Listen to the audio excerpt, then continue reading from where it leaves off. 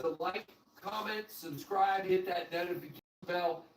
Guys, let's keep plugging away and have fun on the channel. It is, well, I got to go anyway, Freak Show.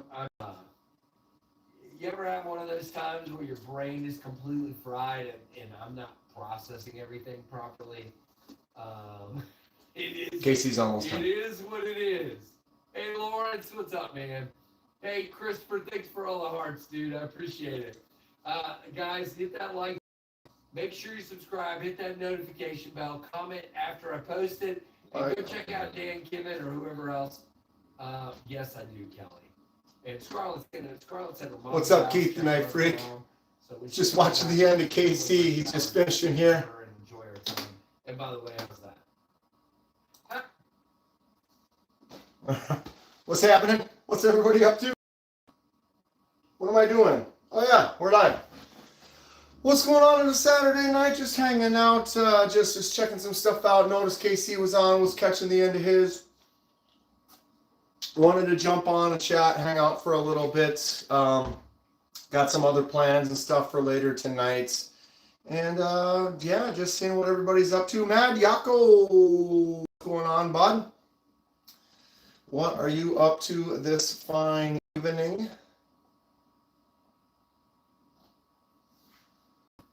Oh, it's been good. I just did an unboxing. Lanyard Man just sent me the sickest thing. Look at this. Oh, let me close it up so we can. Woof. The Kenman S-Tau 2 lefty version. Ugh, tell me that's not rad. Get that light on there. Hold on. I got stuff. Boom. But yeah, full lefty. Got that front flipper. Look at that beaut. Sick. That texture on there is awesome. It's super cool. Come on. Boom. Show side. Over here. I think that's a DLC coated Van-X blade. I'm not sure. It does say Van-X on it. That looks like a DLC coating. But he sent it to me blind for review. And so it didn't say on the box. I haven't had a chance to look it up yet. I just did the unboxing for this right before I jumped on here. Was running some errands earlier. Got this. I was like, ooh, I need to open that. But then had to go do a couple things first. Got this cool rear flipper. Just this little nubbin sticking out right there, but it does flip out from there. It's got that. Jeez, I'm getting used to it here. It's the full titanium frame lock, but for a lefty, so I've been kind of not used to it. It's great. It's fun to adjust, but I'm used to reaching the lock the other way, kind of keeping your hands off of certain spots. And this full lefty version, it's got me excited. It's fun. That flipper tab does work really good. Oof. What a cool knife. So yeah, I did not buy this. Lanyard Man's been sending me stuff for a review. He's also a lefty. So he basically gets these super cool things and is like, oh yeah, Kenman would appreciate it. So he sent it for me to check out for a few days. The unboxing and review, well, unboxing / first impressions will be tomorrow morning. Again, that's the Kenman S-Tau 2. Wow. All right, chat's bouncing off. What's going on? Kelly White going and showering, figuring out what to eat for dinner. So hi guys. Marco, Gojo, I love knives. Me too, Gojo. Keep the Night Freak says nice. Yeah, dude, this thing is absolutely rad. Damn, this is the Knife Man. I have a couple. I by no means have more than other people. I did kind of throw a few on the table here. Kind of just what's going on in the world today. This is the one I just unboxed. It's not mine to keep, but it's just for a review. This is the fantastic S-Tau 2 lefty version Van-X. Titanium, absolutely choice. I did just finish MPGs. This is her pyrite. I did the laser dragon scales on there. Kind of a realistic sort of a shadowed dragon scale pattern on her pyrite. Pyrite is a fantastic knife. Where's mine? Here. This is my pyrite. So it looked just like this one here. And then I designed up, set it up on the PC or on the laser machine and did that cool laser pattern. A lot of custom stuff going on the channel. Pyrite is fantastic. Definitely recommend picking one up. B Shady, what's up? Russell Chauhan, can you show me knife? Best. What is best? One I use the most, one that's the most expensive, one that's just the best all around as a user. You know, there's a lot of them. I would say the most expensive, well, the couple I have on loan right now, this one here is the Kunwu S-Tau with Vanex blade. This is definitely one of the more expensive knives that are in the building right now. Another one is this Chavez. This is Rene Ramon's. I'm going to be doing a custom job to this. This is a titanium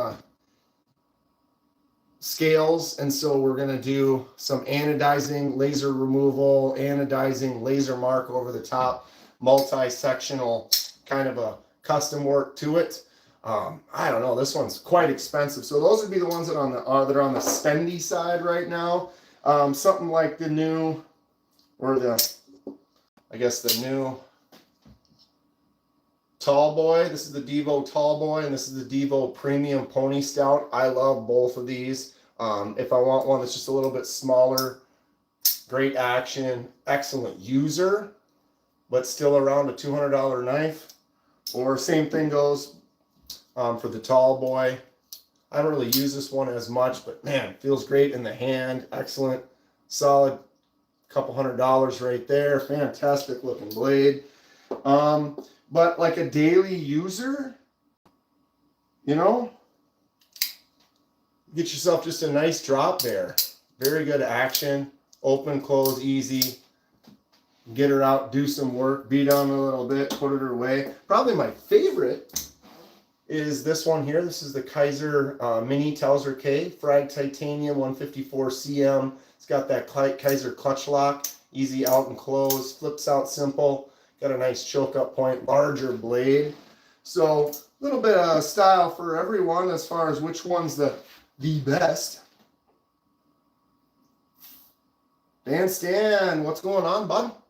What are you up to today? What's everyone getting into tonight? We got some lives and stuff later. A lot of times I'm running around on Saturdays, don't always have time to get on. I'm kind of chilling tonight. I do have a few plans, things to do. But yeah, I don't know. What's everybody been carrying today? Today I carried the Mini Milita. Mini Milita is the newest Milita release. Kaiser did a bunch of the versions of the Milita here for this holiday season. They got them all a great sale right now, the MAP holiday sale. This is the full-size Milita. Got the same style. The smaller one's a Nitro V and the larger one is 154 CM, but they both have great action, really fun, excellent knife. Check out that Kaiser Milita. Here's the fixed blade Milita. They sent this one out to me, the S35 VN premium version. It's got that nice jumps right there. Oh, this is probably one of my favorite, new favorite fixed blades as far as a carry, a potential user. I don't really use fixed blades all that much, but I want to get into it a little bit more. I've been testing it a little bit and kind of just messing around with the idea of actually carrying a fixed blade for like a daily. But this one is great. It feels really good in the hand. I love the size of this. That would be the one thing though, as far as the size-wise carry. I've noticed in carrying the fixeds, I prefer one a little bit smaller, like this Kubi Quaken. Just a little bit slimmer profile, a little smaller in the pocket. Doesn't seem like you're carrying as much of a larger knife. And it's not like I'm cutting boxes and tape and zip ties, stuff like that. So it's not like you need that fixed blade. I do go camping on a regular basis in the summer. So there are times where I do need a larger blade for just doing some fun little woodworking or splitting some or helping making fire stick or I don't know, whatever it is. Nothing too crazy. My chat all froze up here. I mean, it won't refresh. Wonder why that is. Trying to read the chat. See what everyone's up to. There we go. Appendix carry a fixed blade is awesome. Yeah, that's the one where it goes across the back, or is that across the front right here? Appendix. Like right there. I kind of like the Scout. Is that Scout carry where it's sideways across the back? Then an appendix would be right here. Love that Quakin, says Dan Stan. Yeah, that's a good one. Polka stuff. Today I carried a Concept Tarocco and a Rivery Manufacturing Zero. Excellent. Ralph Robertson, good evening all. Is that it? Is that it? Lanyard Man is in the house. Bro. Brosif. Broheim. Dude. Woo! This belongs to my man Lanyard Man is in the chat right now. Dude, this thing is dumb. It's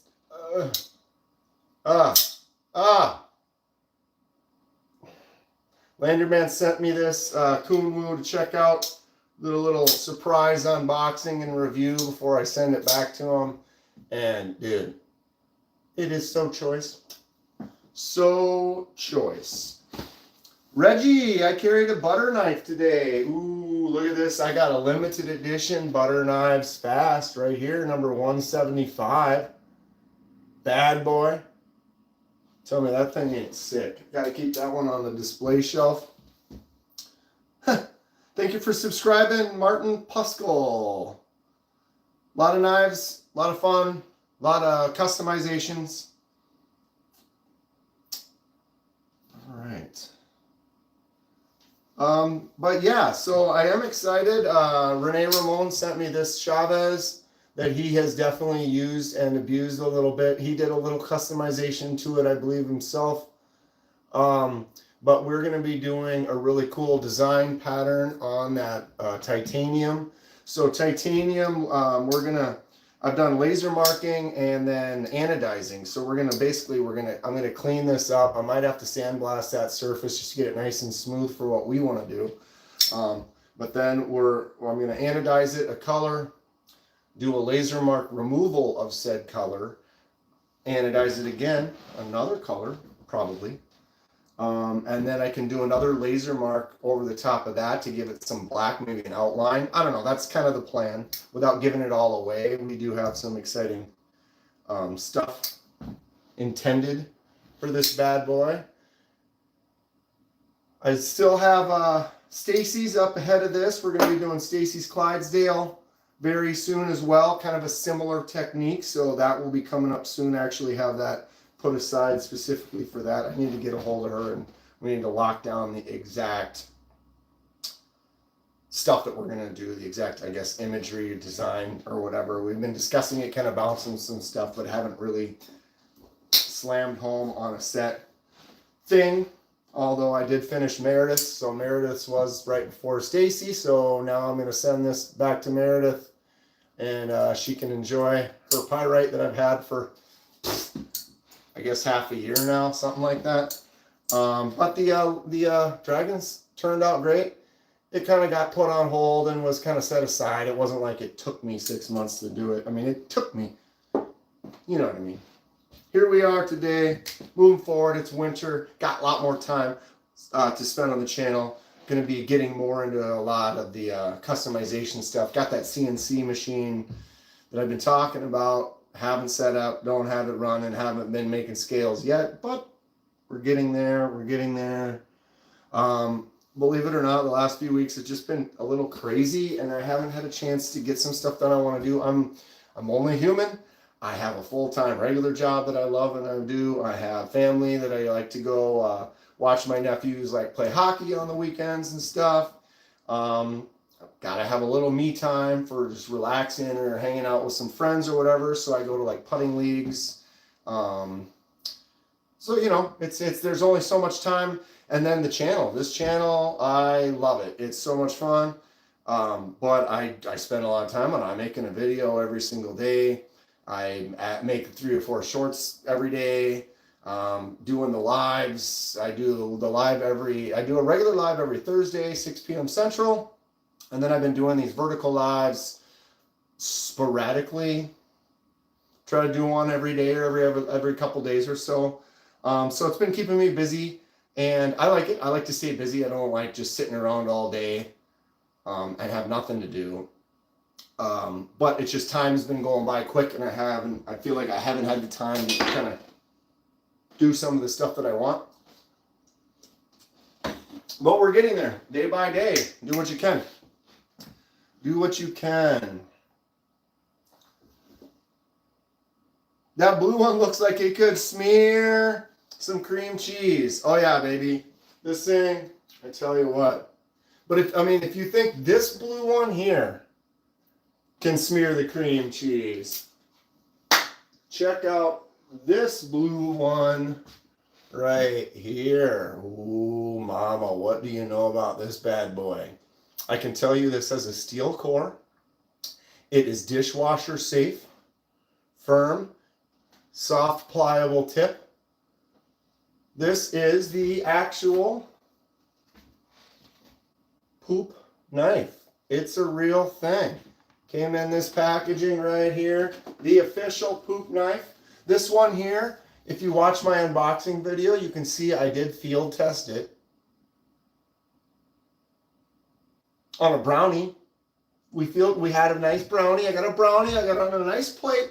And we did a little cut, check the smear test. You know, you got to know what you're getting into. If you're going to have a nice poop cutter lying around and it's for emergencies only, you need to be prepared. You know, you don't just get something for an emergency and then not know how to use it or if it's going to work or not. Maybe it's going to fail and break.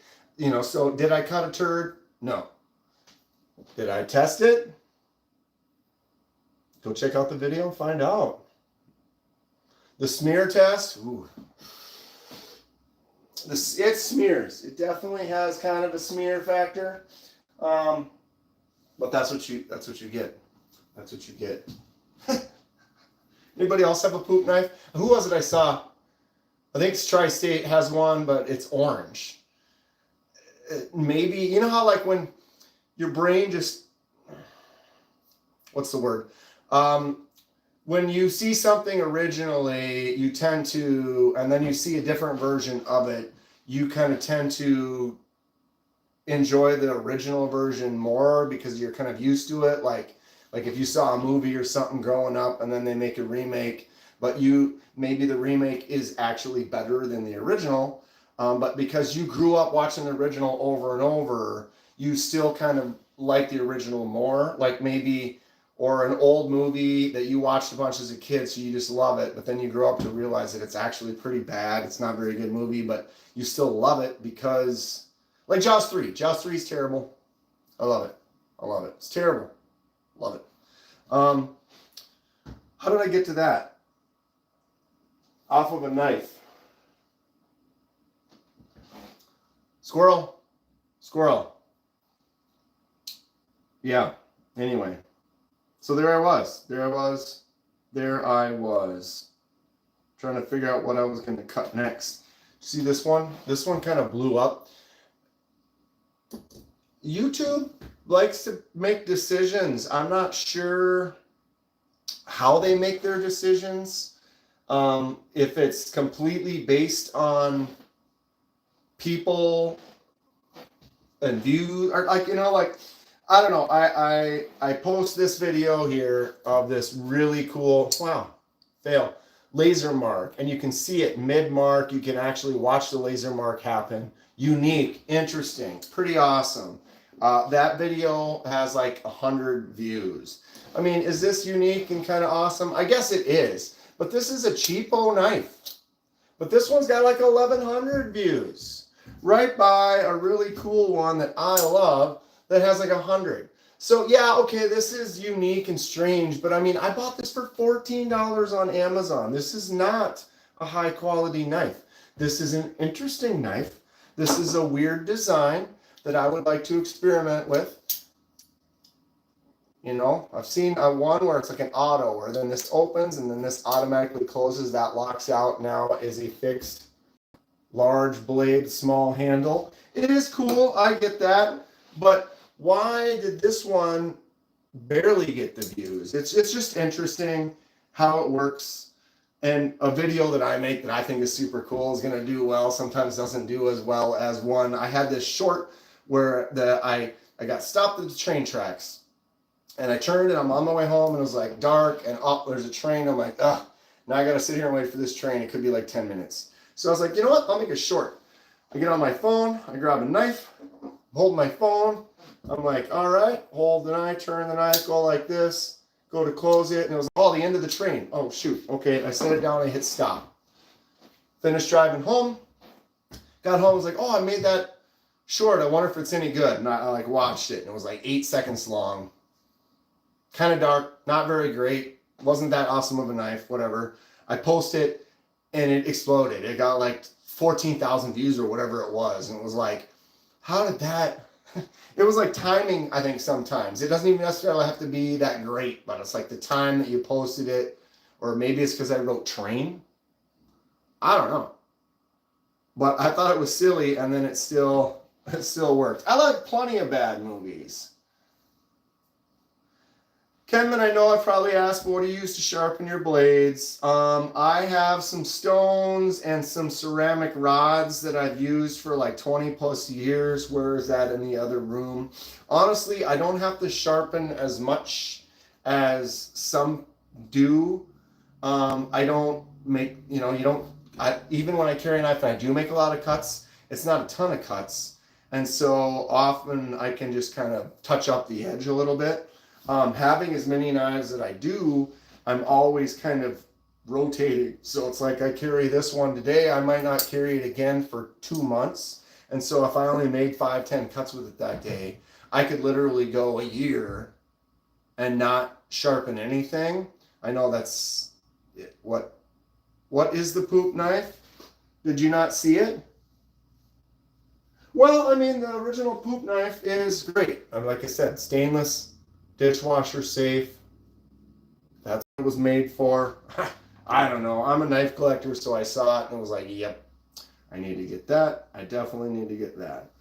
But okay, so back to sharpening. One of the things I've been using lately is this little, the Work Sharp, like portable.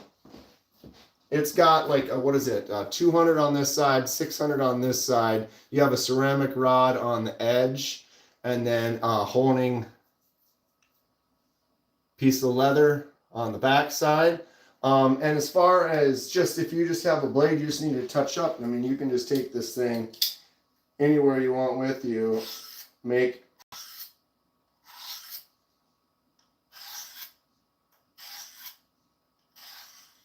a few passes like that. Then I like to do a few across here. I know you can sit there and look for a burr and what you're doing, but more often than not, I'm not really sharpening. I'm just kind of helping that edge kind of get back to where it was. Go here real quick with the leather. I don't know. There you go. Is this what I have? I didn't show you before, so it's not really going to matter, because you didn't see how sharp it was before or after. But generally, that's what I do more often than not, is I use something like this. Where's the other one that I had that I used to use that actually, if you had to full on sharpen your knife, if you had to reprofile your edge, you wouldn't want this. But I've had this for like 20 some years. An old Smith's sharpener where you can put your ceramic stones in there, and they're shaped like that, so you can go on the edge and then flip them around and then go on the softer or the rounded side. But man, you can hit these 20-30 times on each side just a simple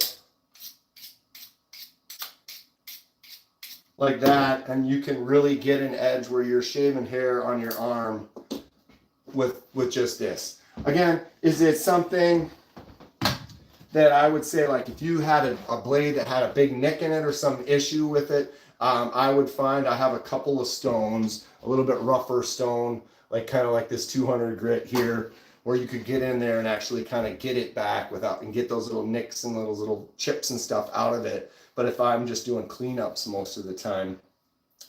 Man, today my chat will not continue to move at all. Either that or nobody's saying anything, which is also fine.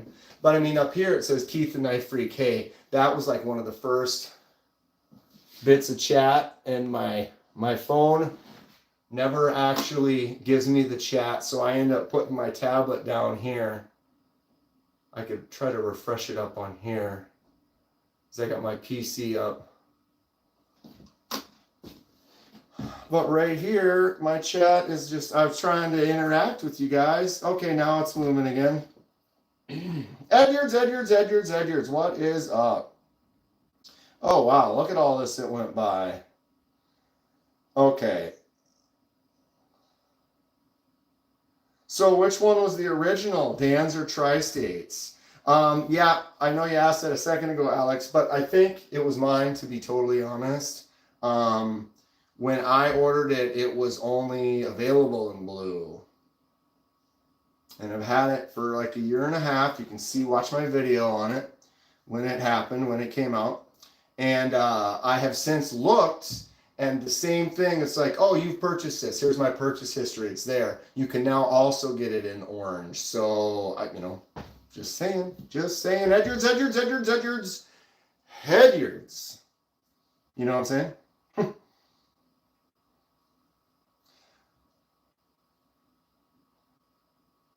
Dan and the Kenman crew, how's everyone? Let's play with knives. What are you up to tonight? We're doing good. Blame the audience, not the algorithm. It's the audience's fault. Well, it's just interesting. So the audience likes a weird 7-second train. I wonder if it was because I totally typed train. I should just make a bunch of videos with a train in it and just test that theory, huh? I don't know. My video's locking up and you restarted. Am I locking up? Seems like I'm running fine. Dude, I'm tweaking. I thought those were Matchbox or Hot Wheels cars. That actually, you know, they do look like some Matchbox cars. They are, in fact, knives. Every single one of them is, I would say, unique and different. I guess these are unique, but they are the same knife. I have several. This is the CGRB Pyrite Light. I have several duplicates, knives that I love, like the Towser K. I've got dueling Towser Ks because why wouldn't you? Speaking of Matchbox cars, anybody ever watch that on YouTube? What is that called? Oh, I can't remember. It's these guys, they have this track. They build a track down in their basement, and then they do this full-on realistic races, you know, and it's like, oh, today it's only going to be supercar Matchbox, you know, so then they've got like, all right, this is Dirty Dan versus Leapin' Larry, and then they let them go down the track, and then whoever wins gets their live eliminations, and then go through it, and then, like, they actually have races and crashes, and they make it seem realistic. It's awesome. Wish I knew what it was. Check it out.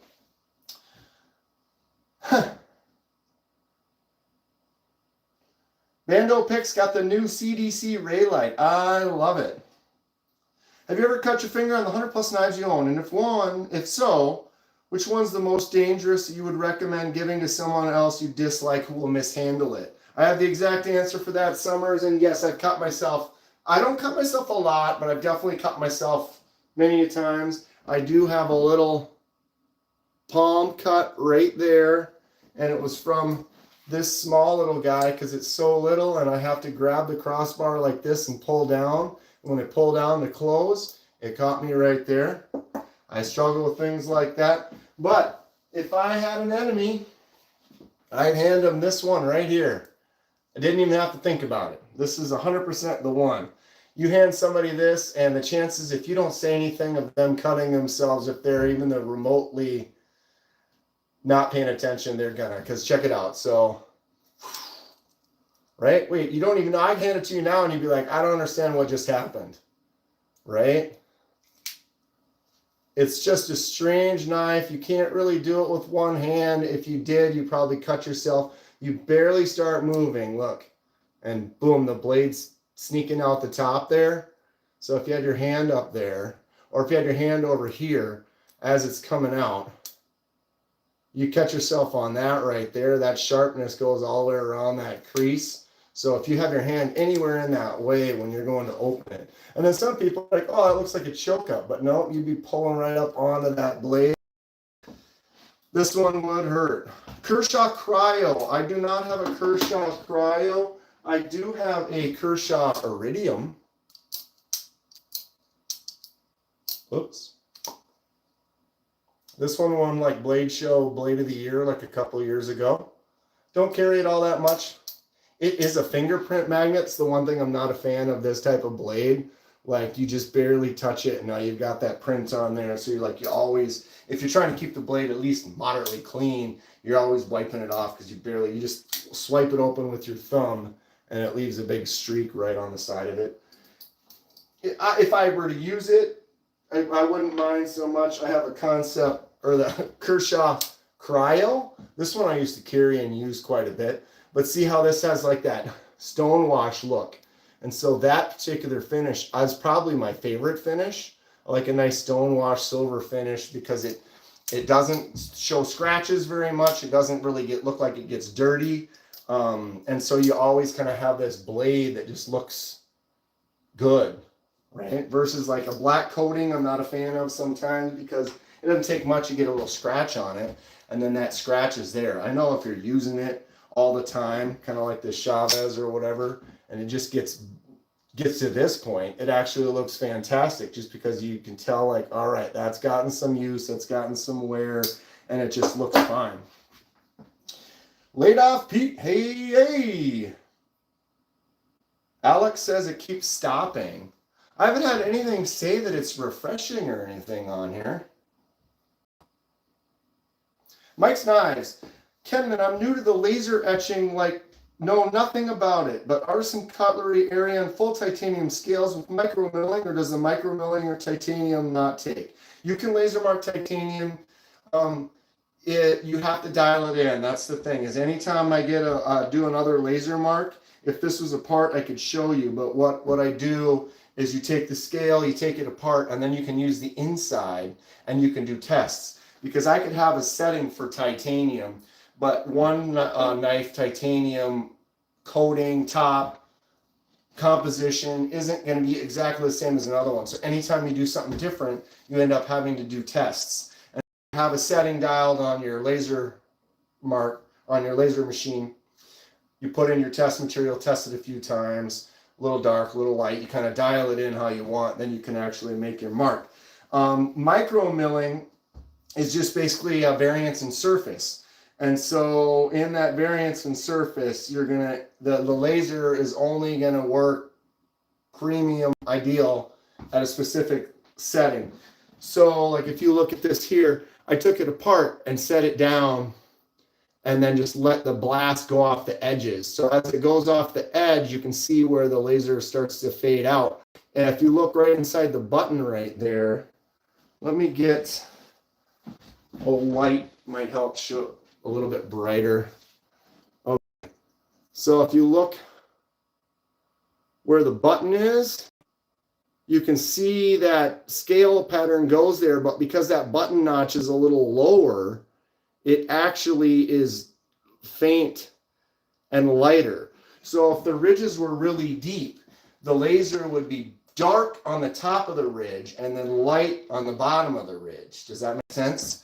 So, I mean, if it was just something like a texture like that, it would probably just go right over it and it wouldn't make a difference at all. Even like the ridges on this frag, it would probably be a little different down inside the ridges, but across the top, you could basically make it perfectly look really good right on the top or on the lower surface, but not both. You can kind of dial it in the center, and if it's not too deep, you'll be fine.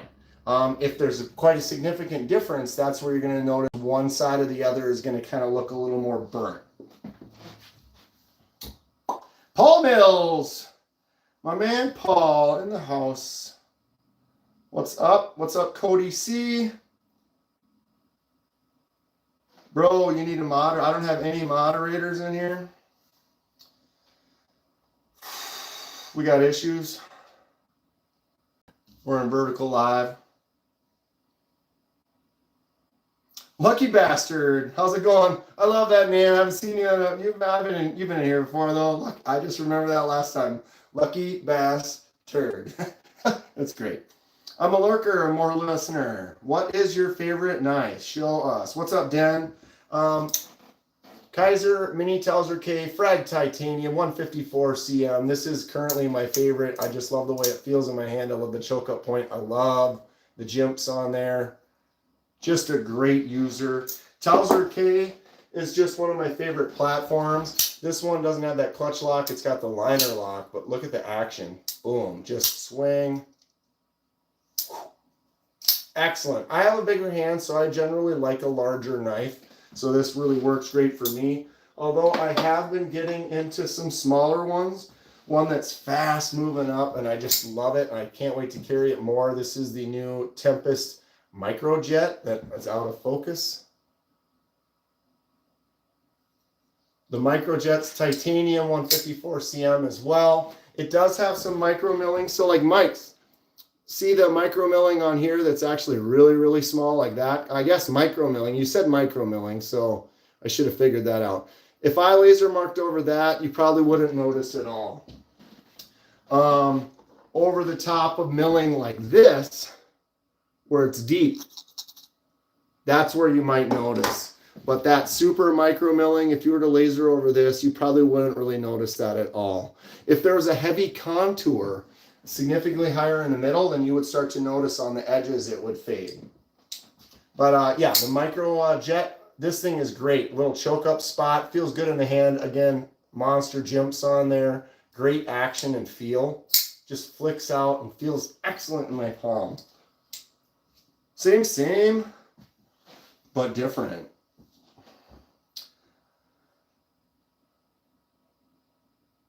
It's the young gen who can't watch videos that are longer than 10 seconds without freaking out. Yeah, they come and go. When I do the vertical lives, we get that. And it's like, that's why I'll have around 50 to 100 viewers or whatever on average. But then at the end of an hour, I'll have had like 5,000 views because they all came in for 10 seconds. They're like, ooh, what's that? Oh, wow, look at all those. All right, next. And I get it. I'm looking for oversized folders. What you got? This is the newest one, Rick. This is the Jungle. Molesec just came out this year. Right now, Molesec has a big sale going on. I don't have links on my live, but if you go to my channel, the most recent videos, I have some Molesec videos. But long story short, you don't need a link, but you can use my code. If you go to molesec.com right now, I think it's like 25-30% off of everything. So if something's like $65-70, it's like 50. And then you can use my code KDK and get another 10% off of that. But this is the Molesec Jungle 14C28N G10 with a cool snake pattern on the handle. This thing is an absolute beast. Just huge. Definitely fun. Drops quick, obviously, because it's a heavier blade, because it's so big. You got the thumb studs in that nice red. But all the knives on Molesec right now are on sale. Go check them out. KDK code will get you that 10% on top of that sale. But this is the Jungle. You're looking for bigger ones. That's one of my favorites. I love the Kubi Titus. Kubi Titus. Kubi makes a lot of different versions. This is the Ultim Titus, but a nice beefy knife, solid, great action, drops good, flicks out really nice. I've purchased several Tituses. I did some customs to some, and then people bought them off me. I do have this Ultim one that I'm going to keep. It's great. Titus is another beefy knife. All right. One of my favorites, the Riff, CJRB Riff. It's a button lock, good action, flips out. Then there's that right there for flicking out or thumbing out. Nice, larger size knife. Fits good in a big hand. Large jumps on there. Actually, the CJRB Riff is still my top 5 knives of all time. It's just fun. It's big and it feels good in my hand. I love that, that fuller. Of course, you got the CJRB Frack. The Frack you can get in stainless for around 70, 80 bucks, or you can get the titanium frag version like this with S90V button. I think this one goes for around 2, maybe 170, 180, I don't know. Nice choke up spot. But look at that, it's like a sword. Massive. Big folders. Probably one of my favorites. The Max Ace Goliath. Ooh, look at that. SLD Magic Sandwich blade. That's an actual Hamon line right there on that blade. Titanium bolster. Beast. Absolute hog. I mean, it's called the Goliath because it's enormous. You know what a pyrite looks like. Look at the size difference. Right? This thing is an absolute hog. What's up? I got canvas my Carta scales for my Capra and red dyed them Joker colors. Nice, Chris Elliott. I got the Joker colored X1 right here. I did that purple on there. Joker colors are fun. Done that a couple of times. I got the semi-Joker colored Artisan Cutlery. I did the fade dye on this. It's really subtle in video, but you can see how it's really dark at the base. And then a lighter purple at the top.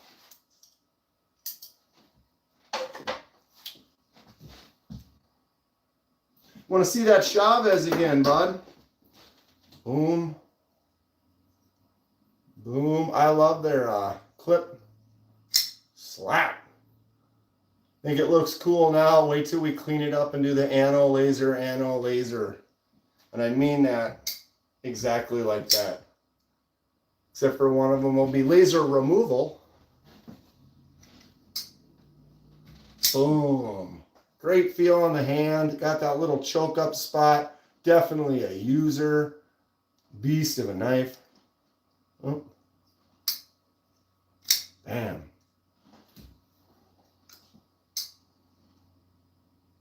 Wild card. Mini milling. You got the Yonder. No, I do not DTA. I would take one. I haven't purchased one yet. Civivi doesn't really, I'm not really on the list. We're going to send out stuff. I would check out that Yonder though. I've heard it's pretty good. Ghost Keeper, I'm on the fence between the Kubi Supercell or a Silo. Both 89 right now. Anyone has any insight on that for Ghost Keeper? Don't ask me. It's the season of giving. Just get both of them. Get both of them.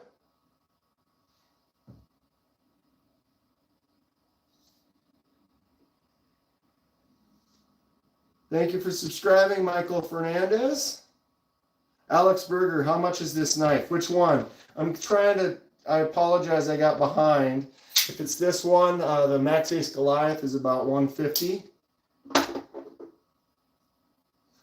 Any recommendations for a Boy Scout? Well, the classic Boy Scout folder. This would be a great one to start with. Help learn about knives, learn about sharpening. I got this one when I was in Boy Scouts long ago. That's why it's just beat. You got your screwdriver, your bottle opener, main blade. That'd be an excellent one to start, even just to have in the collection. If you want something that's a little more no nonsense, just a nice user, something simple that works good, that's fun, maybe like a Kaiser Lieb, simple button lock, just flip out, let it shut. Flip it out, let it shut. Great user, feels good in the hand. Just a nice, solid, beefy worker. If you're looking for something that's cool, that's kind of new, the Militas. This is the mini Milita. They also have a full-size Milita. Tons of awesome deals and sales going on at Kaiser right now. But if you want to spend 60, 70 bucks, you get a full-size one. If you want to spend 40, 50, you can get a mini. But this is an excellent knife profile. Feels good in the hand. Very reliable liner lock. Fun front flipper action. Flick out action. A lot of cool different styles available. The Pyrite. $45 Pyrite. My most recent video, I can't really link it right now, but my most recent video is 8 knives for under $50 that'd make great gifts. So if you're looking for something right now, I would go to my channel, go to my most recent video. Like I said, it's like 8 knives under $50 that I can recommend. Great little list. If you like something a little bit larger. Oh. This is 45 bucks right now for the, this is usually 60 for the Ultim version, but I think it's on sale, the Black Friday sale for $45, the Kubi Titus. You can get the regular one in G10 for like 40 bucks. Awesome knife.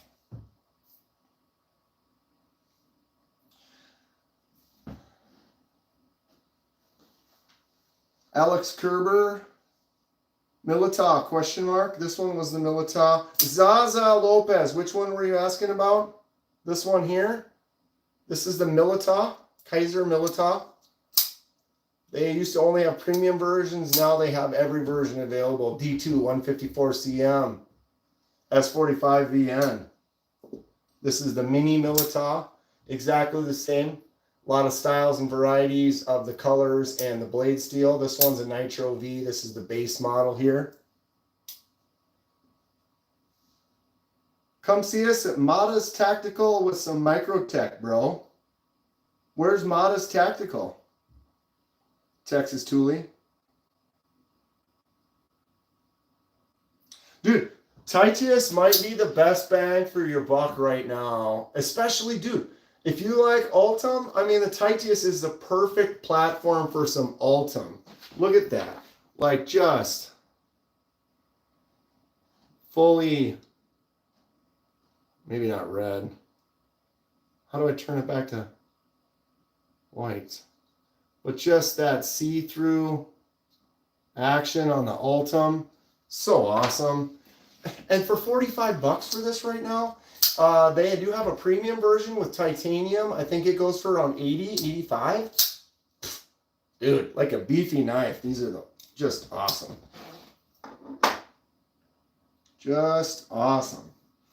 My chat just froze up again, of course. Because why wouldn't it? I don't understand why my vertical lives, the chat, just doesn't seem to like it. Although yesterday, both on my phone and on here, it worked fine.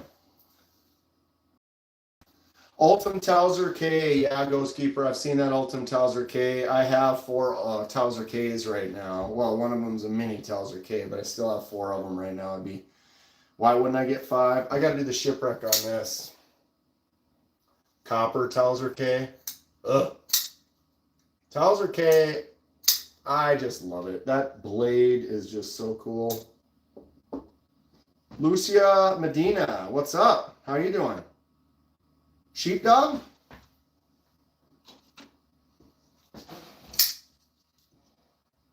Sheepdog. I know there's a lot of people that have a lot of sheepdogs. I do not. I have this one right here in the Rich Light. Nice full size. And then I also have the button lock mini sheepdog. What's the coolest knife? It depends on what you think is cool. If big is cool, it's the Max Ace Goliath right there. SLD Magic Sand. My blade looks like a sword. If weird is cool, or is the wind, then maybe it's the bomb knife, right? If it's something that you don't really see every day, it would be the cold steel triple action. We have a dagger, dual edged blade. It works kind of like a butterfly knife, but completely different. Boom. So cool factor, it drops into the handle like that. It's harder to do slow, right? So that's almost as fun as it gets, right? The old, it's tough. It's been a while since I've messed around with this. There we go. But those are, it's sharp on both sides. This isn't really available anymore either, which also makes it a little bit cooler. You might be able to find one, but these were out in about 2000, I think I got it in like 2007. It's like a dagger. The 4-blade shredder. Yeah. Then you've got 1, 2, 3, 4. The 4-blade shredder. I mean, so I don't know. What do you think the coolest knife is? Dan Stan, I messed up a blade and I'm butthurt about it. Usually good at sharpening, but had a muscle spasm. I took a chunk out of, where's the chunk? Do you have to reprofile, reshape the whole thing? Or you might be able to get in there and just get a hard grit and just get at it, and you're going to thin it up just a little bit, but where'd you take the chunk out? Sometimes that happens. You just have to just realize some things are out of your control, and you just see things happen in life. And I got to make the attachment for this. I want to make a little click-on attachment so it turns into a grappling hook. I wish they would be locked like that right now, but they are not. We could just do the twin. We've got options. And if you ever, you need to read a book, you can just look right through this thing here. You can read right through the center of that. It's ridiculous. Another cool one that I've got right here, this Rough Rider. This is a swing guard lock. Look at this. Tell me that's not rad, huh? Micarta with the little red inlay. This is an inexpensive knife. It's a lockback. But look at how that swing guard kind of sits right there. And when you open it up, boom, it pops out. Tell me that's not a sweet looking knife, huh? Work Sharp $35 sharpener. Like this right here. Yeah, you get on that rough side. I remember right when I got it, I just used it to test it, and I was like, all right, let's test it. And then I had a knife that didn't need sharpening, and I pushed it a couple times on the 200 grit side. It was like, man, that was a bad idea. Didn't need to do that. I basically held it up a little bit because I was already in a good profile. And if you're in a decent profile, you could almost just go on the ceramic or just a few passes on that 600 and then the ceramic and then hit it with the strop and you're good to go. But yeah, you're right, Boss Ding. The Work Sharp is a sweet little fixer. Can you show us? I don't have one. But you could get in and shorn something, get nice and close edge with one of these. You get one of those in there, you got a nice edge. You like those large 6-inch blades. The Buck 119, I love this thing. Look at the thickness on that handle. That is the most ridiculous handle thickness. It just feels so good. I have a large hand, so when I can squeeze all the way around it, my fingers barely touch. That doesn't happen often for me. I did find an old dive knife. I showed this off a couple times. This is a CRKT dive knife. It's so shiny and new. You can just see that reflection off the center there. Solid, full tang, dual edge, sharp on both sides. You've got the serrate on the one edge and the straight on the other. The tip is not sharp, but it is thin. So that would be used like if you find like a mussel or something that you want to get in there, pry it open, have a little fresh little snack while you're diving. Pretty cool. Pretty cool. Got any Benchmade folders? Not too many Benchmades. I got one right here. This is probably my favorite. I'm not a Benchmade. This is the tagged out. If I had this in titanium handles, I would like this a lot more. It's got their axis lock, works pretty good, flicks out nice. It's got a really nice shape. I like the design of the handle and the blade. It's that FRS, or that, I don't know what they call it again. That light material that they use to make the bug out. I think this is just a better version of the bug out, a little bit bigger, kind of more of the hunting version. This is the tagged out. Doesn't get a lot of use.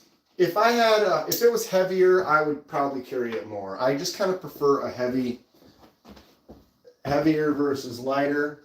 I got a couple down here that are on loan.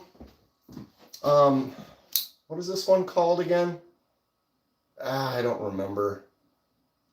I got to be careful because that crossbar lock, I have big hands, so when you go to close, I don't want to cut my palm. Someone in the chat, what is this one called again? I can't remember. This one's Lanyard Man's. I'm using it for my mini knife shootout. And then I know this one is a mini Osborne that definitely gets some use. That blade has been through it. Gets done. I'll also take a full size. Yeah, the immunity. Full immunity. Thank you. Thank you, Chance Petty. My brain shut off. Eagle Scout EDC is in the house. What's going on, bud? How are you tonight? If you guys haven't checked him out, go check out Eagle Scout EDC's channel. He's got he's an up-and-comer, kind of started off recently, getting some good subscribers, made some good videos. Go check him out. What are you up to tonight, Eagle Scout?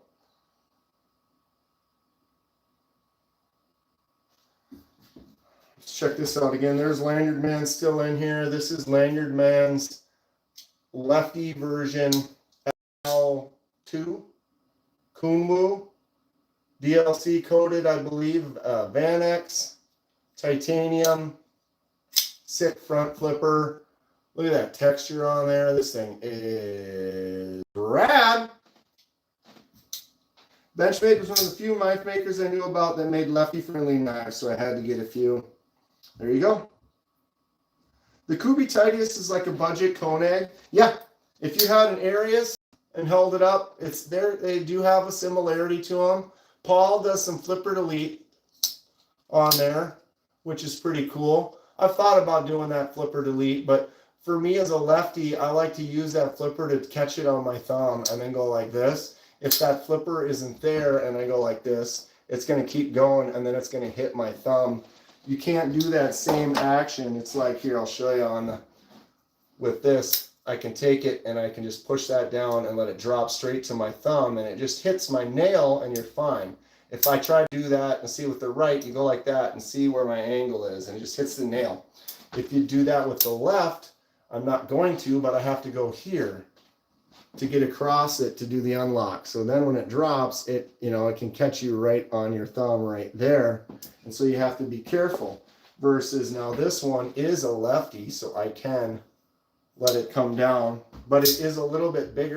So I'm noticing when I do that, it gets a little bit closer to the top of my thumbnail because it has this extra section here. Ooh, sick. But yeah, so with the Titius, I can go like this and drop it just to that, and then boom, down. It makes that action fun. I'm so used to using right-handed knives. Dedicated lefty versions feel awkward. See, I'm not really used to them either. I've got this lefty warrior. Great. But this one I can definitely let it drop and hit. It flicks out nice, but left-handed. Right on this one here. That was actually pretty painless. That's my problem. I'm sitting here the way I've got this with the table in front of me. I'm not going to move. I'm just going to turn. I got my arm out. So when your arm out, I tend to be a little awkward, but you can just, these lefties, they are fun. I do have a couple lefty versions. So this is the Concept Warrior. Really cool textured titanium on that bolster. And then the other one I have is the Concept Fenrir. But that one, the way this one works, it's so far out that I can't really let it drop to my thumb, although it is a lefty liner lock in there. I still love this knife. It's super cool. I love the choke up section there. Titanium and the shredded carbon fiber. Am I a fan of Spyderco? I guess I wouldn't say I'm a fan, as a fan would probably have several of them. In that aspect, I'm not, because I don't have any. I kind of like them, but I'm not super crazy about it. A lot of them, you really, you want to buy the lefty version, so then you're spending a lot more on it. I do have a LanyardMan one.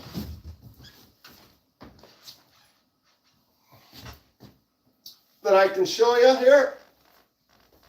Taking off my, dropping a layer. Woo. This is LanyardMan's. Oh, jeez. See, so even, there we go. It's got that compression lock, so on the right hand you would hold it and you just go like that and push it down. It's easy to do, right? Maybe not. I'm not really used to them. But in the left hand now, that same one, I have to push it with my thumb.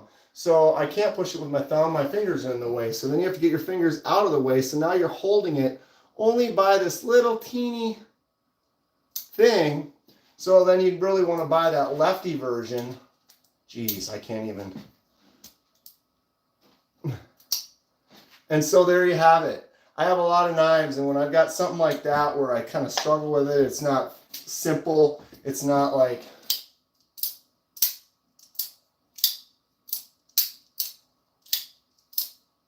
every time works perfectly. I tend to gravitate towards that.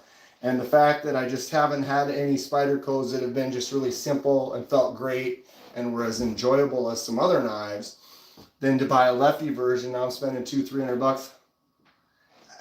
Nothing's really pulled me in on it yet.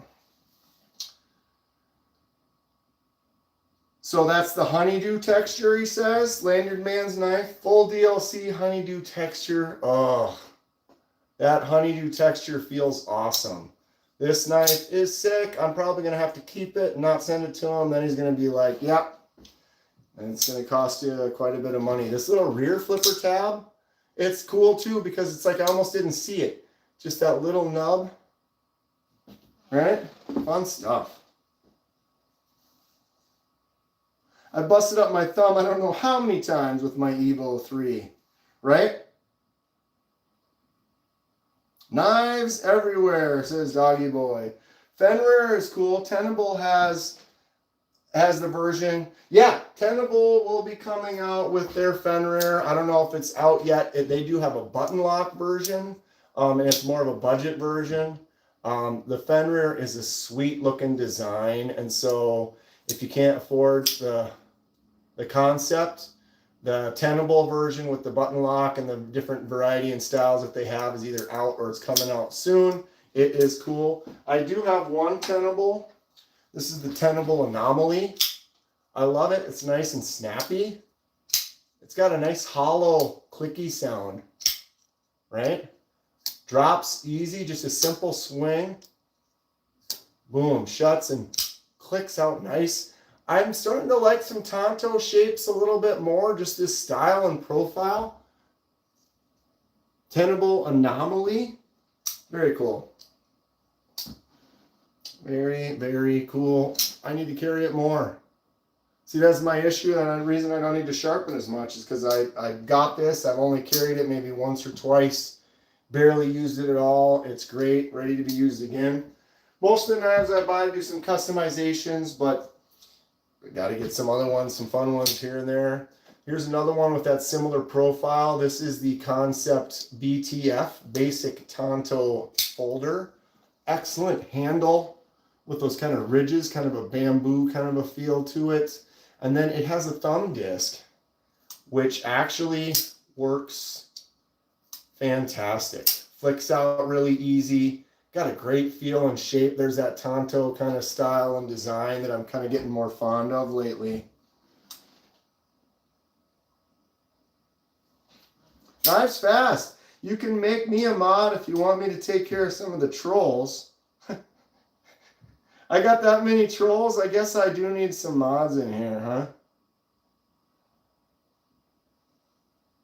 I apologize.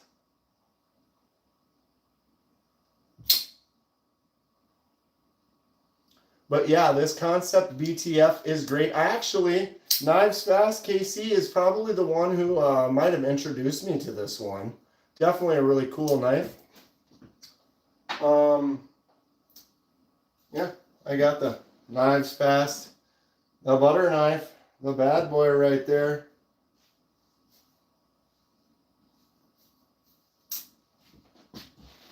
Concept Cryo. I have a Concept Cryo right here. Another one that's got a nice clicky, snappy sound to it. Boom, flicks out good. Really nice design. I did a kind of a weathering dye to it. It's kind of subtle. It made it a lot darker green. It was mostly kind of that shade of green, that lighter green there. So I added some darker dye and kind of scuffed it up and put in some highlights, lowlights kind of on it. Cryo is nice. I could carry it more. It has that same snappy sound to it. But yeah, since KC's in here, Knives Fast channel, go check him out. This is the Microjet. I don't know if he even has any. He might have a couple of them still available. But man, the micro milling titanium is fantastic. Flicks out great. 154 cm. Excellent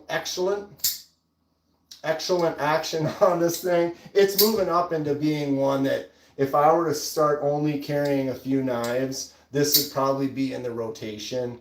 It's a smaller size than some of them I'm used to, but it feels great. I love the milling, that choke up spot when I grab right there with the jimps. I love the jimps, KC.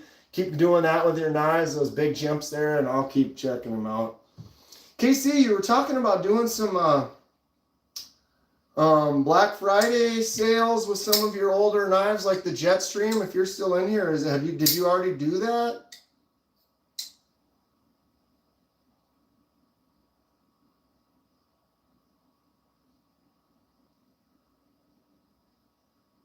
All right, I'm working on it. Whoops.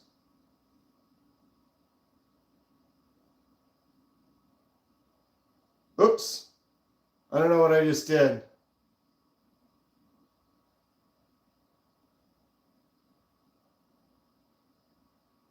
God. Touch screens piss me off sometimes. Okay. I got you. All right. I got a few of you in there now. Sorry about that. Yeah, these vertical lives. Oh, I was making a cancel. Discard clip. Somehow I started making a clip. I don't know what's going on. But yeah. Tempest. Microjet, dude. This thing is great. But yeah, Knives Fast. If you did you put that the Jetstreams up for sale already? Because I know you said you had a couple Jetstreams. Busy talking about, no worries, no worries. Echo Elvis, I hope so. I'd really love to pick up a Jetstream. Yeah, that was what I wanted one, and the Microjet was my only option, and I'm really happy I got it. It's a Black Friday sale, so he's going to wait till Black Friday to do that, but I don't know how many he said he has, but he probably has maybe like 5 or 10, or I don't know what it was. But he does have a few of the Jetstreams, which is the original version that the Microjet was kind of modeled after. There's some slight variances with the blade angle and stuff. Microjet and Ultim is awesome. Oh, Ed. Ed. Only one. Only one what, Brian? What's going on, Brian? Haven't seen you in here yet tonight. You might have been in here already, though. I haven't been really able to pay attention to chat as much as I wanted to. I'll come back up a second here. It's like asking who your favorite kid is.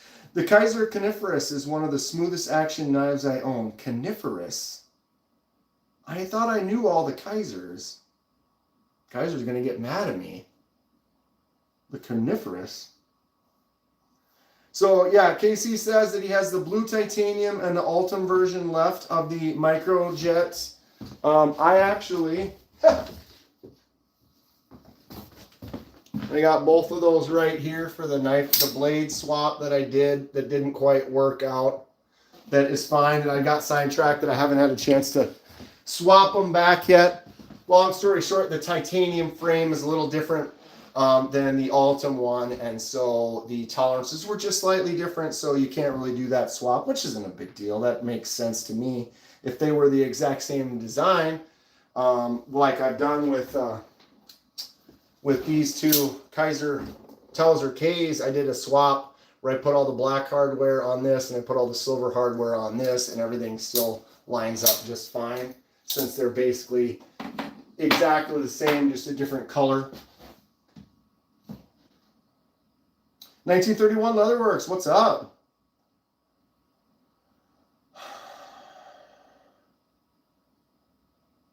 Echo Elvis says he has big hands, so the Jetstream would be ideal. Dude, I have huge hands, and the Microjet is awesome. So the Jetstream might be fantastic. But, dude, look at this. I'm telling you, my hands are quite large, and this fits very well. I really enjoy it. Chance Petty just subbed, enjoying the content. Thanks, dude. Just hanging out here. I do a lot of custom stuff. A lot of mods and things like that. I mean, I do unboxings and stuff every day. But I mostly am here because I'm an artist. I like creating. I like doing things. This is my most recent laser mark. I did the dragon scale pattern on that handle there. Got a laser mark of some cool paisleys. It was like this. Got those paisley marks on there. I've been doing shipwrecks. You don't know what shipwrecks are? Here's 3 different shipwrecks that I've done recently. Oof. Can I hold them up to the light? So it's like you take brass and you put it in a container with salt and ammonia and different chemicals, and then you get this natural patina on there. And so that's all actually there. It's smooth and it's physically changing the brass. You can do it with brass or copper. It's a really fun, addicting process I started doing recently. Where is my larger one? Thought I had it on the table here. Whenever I have a bunch of stuff on the table, I can't seem to find stuff that's right in front of me. Here is the QSP Penguin that I shipwrecked. I love the way this turned out. Look at all those flashes of color and the blue. Ugh. Such a fun process. What's up, all you big-handed people? What's up, Derek, for real? Oh, Derek, I'm sorry. I haven't really, I was busy earlier today. I did find your message in Instagram. It was in the things and I brought it over. So now you're in the normal Instagram. I'll get back to you. We'll talk and stuff soon. My bad. It's been busy. Here we are. Getting good at shipwrecks. I'm loving it. And I've been using things to dial it in. You know, I use this a little bit less salt, was able to get this kind of more marbled pattern. Then I did one where I went really, really heavy on the salt. I mean, look at that. Super cool. So the salt definitely gives a lot more blue. So you have a little bit of control with the shipwreck, but at the same time, it's also chaos. It's like you're controlling a little chaos. It's like, here, I'm going to put it all here, and it's just going to blah. And you can hope that it turns out. One of the ones I did, I ended up doing it like 3 or 4 different times. One of them, I removed most of it and started over, the Civivi X-Arc. But at the end of the day, very happy with it. It ended up coming out with this kind of marbly, caramely green with the blues. Oh, so much fun.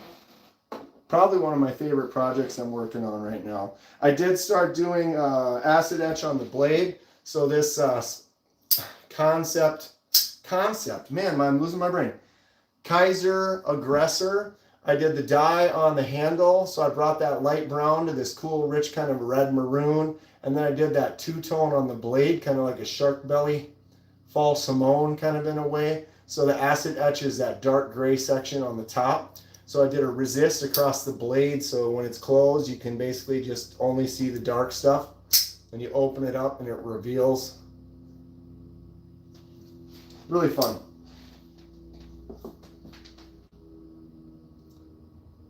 Cody. That's where I saw that video. It was you. Ha! You're watching. That's fun. So you saw one of my videos. Now you're here with me live. Great. Great. Hope you're having fun. Lots of cool stuff. Good. I really just love doing mods, and I love trying to do it. I like to be really transparent as far as I like to show the whole process. I like to show you everything I'm doing so that you can learn, and if you want to try it at home yourself, you can. I could sit there and hide all the little findings I get with the stuff I do, but I'm definitely more of the teaching mentality as far as I like to learn and then share what I've learned, and then maybe someone else will share what they've learned, and we can both grow and just help people have fun customizing and doing fun stuff like that. Alabama here, we basically have 0 knife laws. Excellent. Yeah, knife laws get to be a little interesting. There's some places where you go where something like this might not be. We've got the Boker Kalashnikov auto. I'm not real big on autos, but I am a collector, so I do like to have a little bit of everything.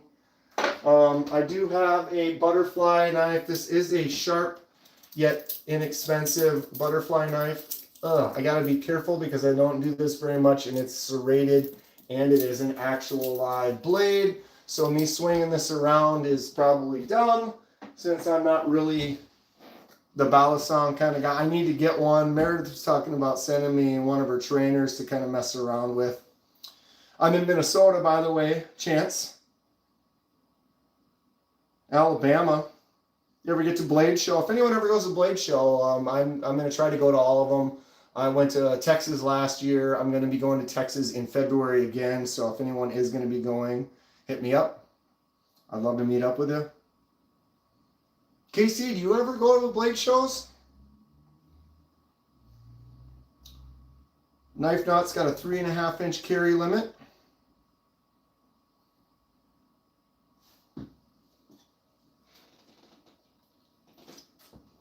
Actually, on my vertical live yesterday, we did some etching during the live. My Sen cut scepter, so I decided to put the clip in as well. So the clip got that nice dark gray, and here's the scepter. We did it again, and so you do a resist on the moving parts. You don't want that to get acid etched because then it won't have the same action on it. So you kind of put a resist over that. I use fingernail polish, and then we acid etch this for about 30 minutes. Got a nice dark gray. I was kind of hoping for more of a black. I want to experiment a little bit more. I'm currently using ferric chloride, and I talked to Aries. If you haven't checked out Aries, he's a knife maker, and he's got a channel, Aries EDC.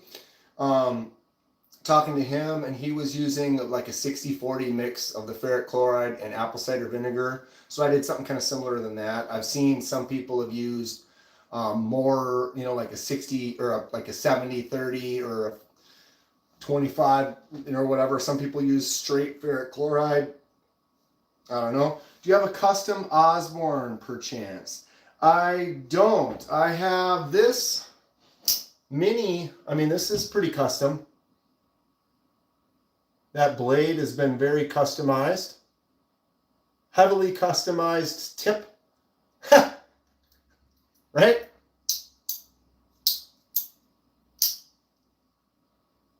Copper scales. Josh 33025. Hey, what's happening? Zorro, how's it going? What is gator piss? I don't know. What is gator piss? Is it like this stuff right here? Tell me that Ultim on the Titus with that texture. Oof. Oof. One of my favorites.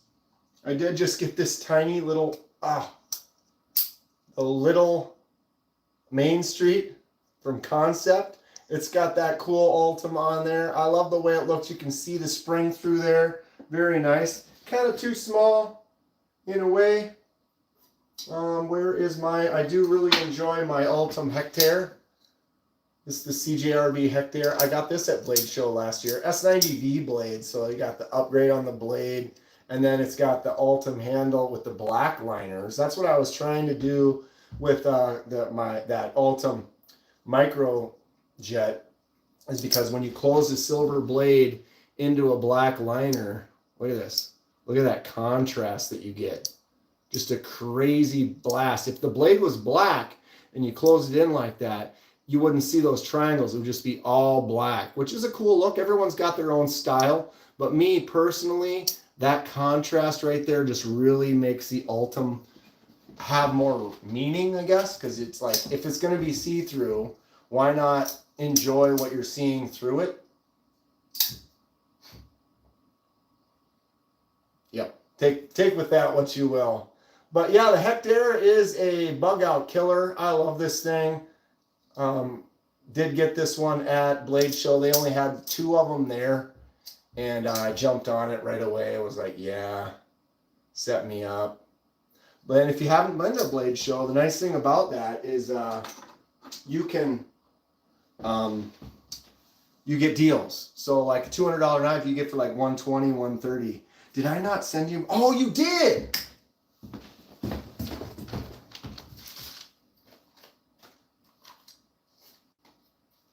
There it is. Do you have any custom Osbornes? I am so sorry, Lanyard Man. Boom. There's a custom Osborne right there. Lanyard Man customized. Shipwreck. Osborne. Oof. There we go. Bang, bang, boom. Totally forgot about that. Kind of had those off in another pile. I've been kind of chaos around here trying to figure out filming videos and stuff like that. Totally forgot I had this Osborne from Lanyard Man. There's a custom Osborne for you.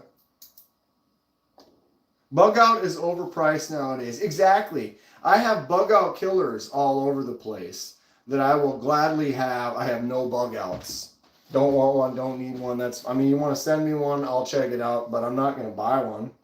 I don't like those light ones. Don't buy a Main Street with brown acrylic scales. They scratch and break easily.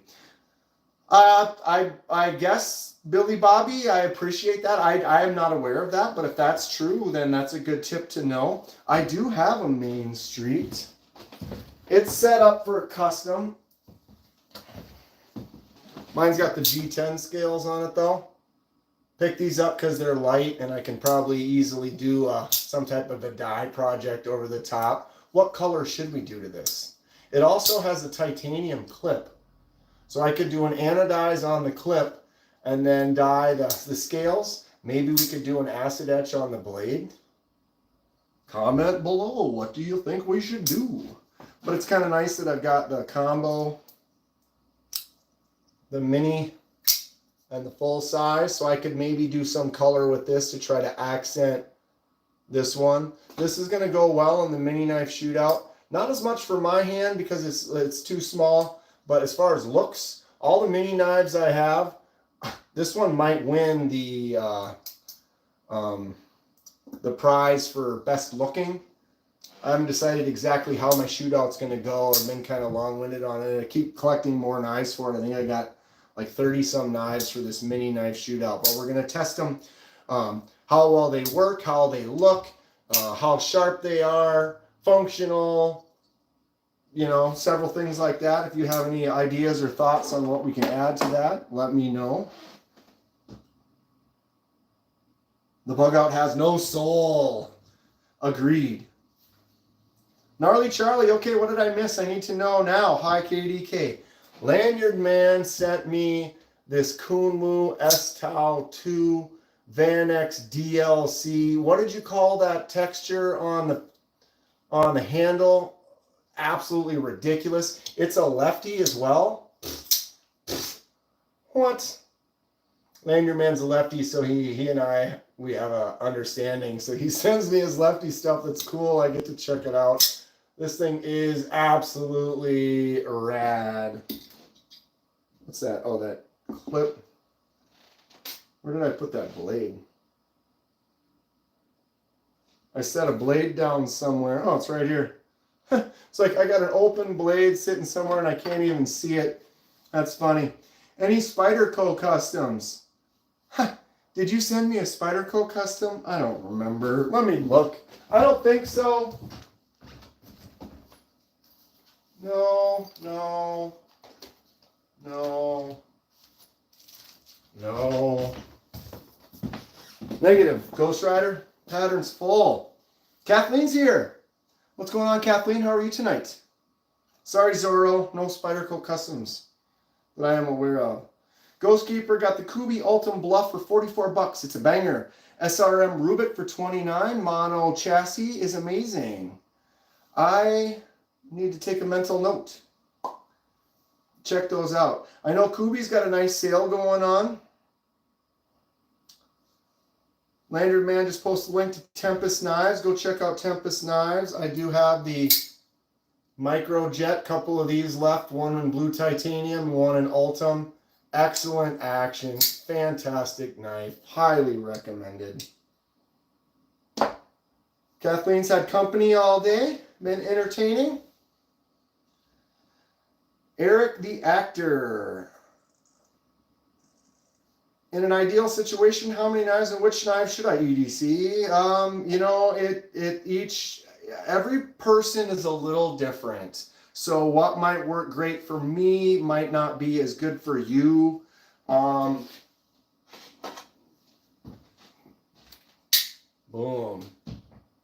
The Jim Wagner Boker Tactical. Look at that. Sick. The cutting power of this bad boy is extreme. I don't even carry this. I mean, I own it, but that is a reality blade to the nines. It depends on what you want, what you like to have, what you want to carry.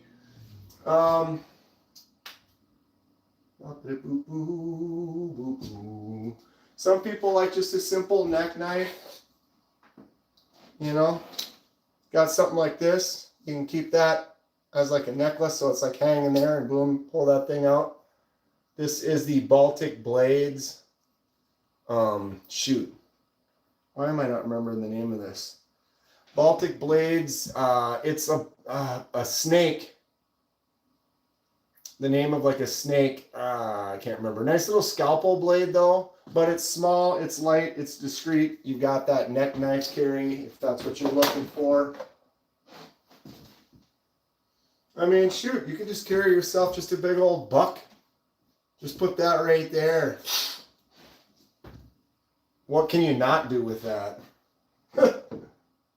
Or, you know, I would say I'd probably go, you know, this one here, you go pop. Boom. This, just take it out and show it off. People are like, man, what? That is the largest chunk of 154 cm I've ever seen. Straight up guillotine. You get your finger in the way there, it's just going to cut it right off. That's the mini Paragon from Kaiser. Why do you have so many knives? Because I'm a collector of knives and a customizer. So I've got 15 or so that I'm customizing. Right now, we're on deck to customize. I've got several from other people that I'm working on, several that are on deck after that all gets done. Plus, I'm a collector, so I like to get interesting, strange knives like this, even though it's nothing that I will ever carry. Weird knives like the bomb knife, that surprisingly silly knives like this do well when I make videos about them. I don't know why. Gravity knives.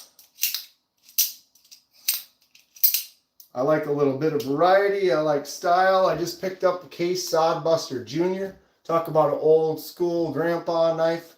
Classic style and design.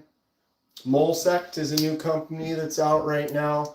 Go check out Molesect. If you go to molesect.com, all their knives are on sale, like 25-30% off. If you use the code KDK, you'll get an extra 10% off of the top of that sale price. But they've got about 8 or 9 different models. They have a few more that are coming out soon. I know they have 8 blades for sure. That one is the Arch. This one is the Orbit. The Orbit is a great little user. Very nice hollow grind, slicey, pointy tip. Get in there, cut the knife, cut some stuff, do some work. Front flipper, fun action. And then they also have a beefy, the Jungle. They all have 14C28N. This one's got G10 handle with that crazy snakeskin kind of pattern to it. So if you want a big knife, a small knife, Molsec's pretty cool. And the $60 knives are like $45, and then you get that 10% off by using the code KDK. That's a pretty good deal for the holidays. We got some stuff coming up that's going to be super sales. You should be checking them all out. Go to Kaiser right now. You can use my links and help the channel out. But Kaiser has a bunch of sales going on, some really cool stuff. The Militas are fantastic. This is the 154 CM Milita. Just great action, fantastic feeling knife. And they do have the fixed blade Militas. Really nice S35 VN on this one. The camo carbon aluminum handle. Extra jimps out on the tip of the blade right there. Great stuff. They did release some more budget-friendly Veratus.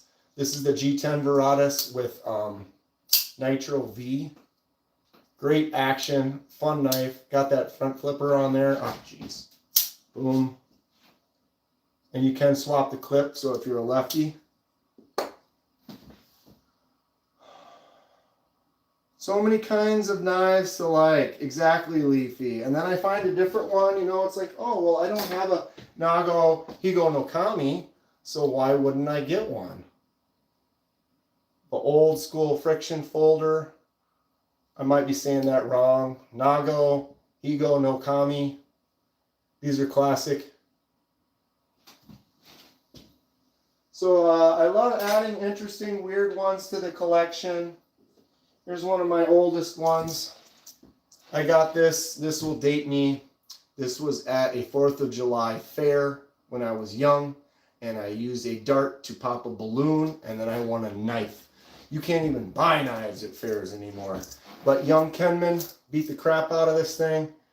It got wet. It bent the tip. I beat this thing up. I thought this was like the greatest. You know, I was like practically like, I have the power! You know, as a kid, this double-edged little dagger, I mean, I don't even know how legal this is in some places. That blade's probably over 4 inches. But I won this at a fair, popping a balloon. Can you believe it? I need to clean up that rust, though. Not going to be able to full restore, but I could just at least clean the rust off a little, kind of put a little preventative on there. I did that with my Boy Scout knife. So you can see it's definitely aged and patinaed and beat up. But you can at least kind of clean up and remove the rust and sharpen it up, make it a functioning, usable knife. What's everyone getting into tonight? What's the plans? What are we doing? Are there some lives? I know there's a couple lives. Usually I'm not watching. That knife is dating me. It is.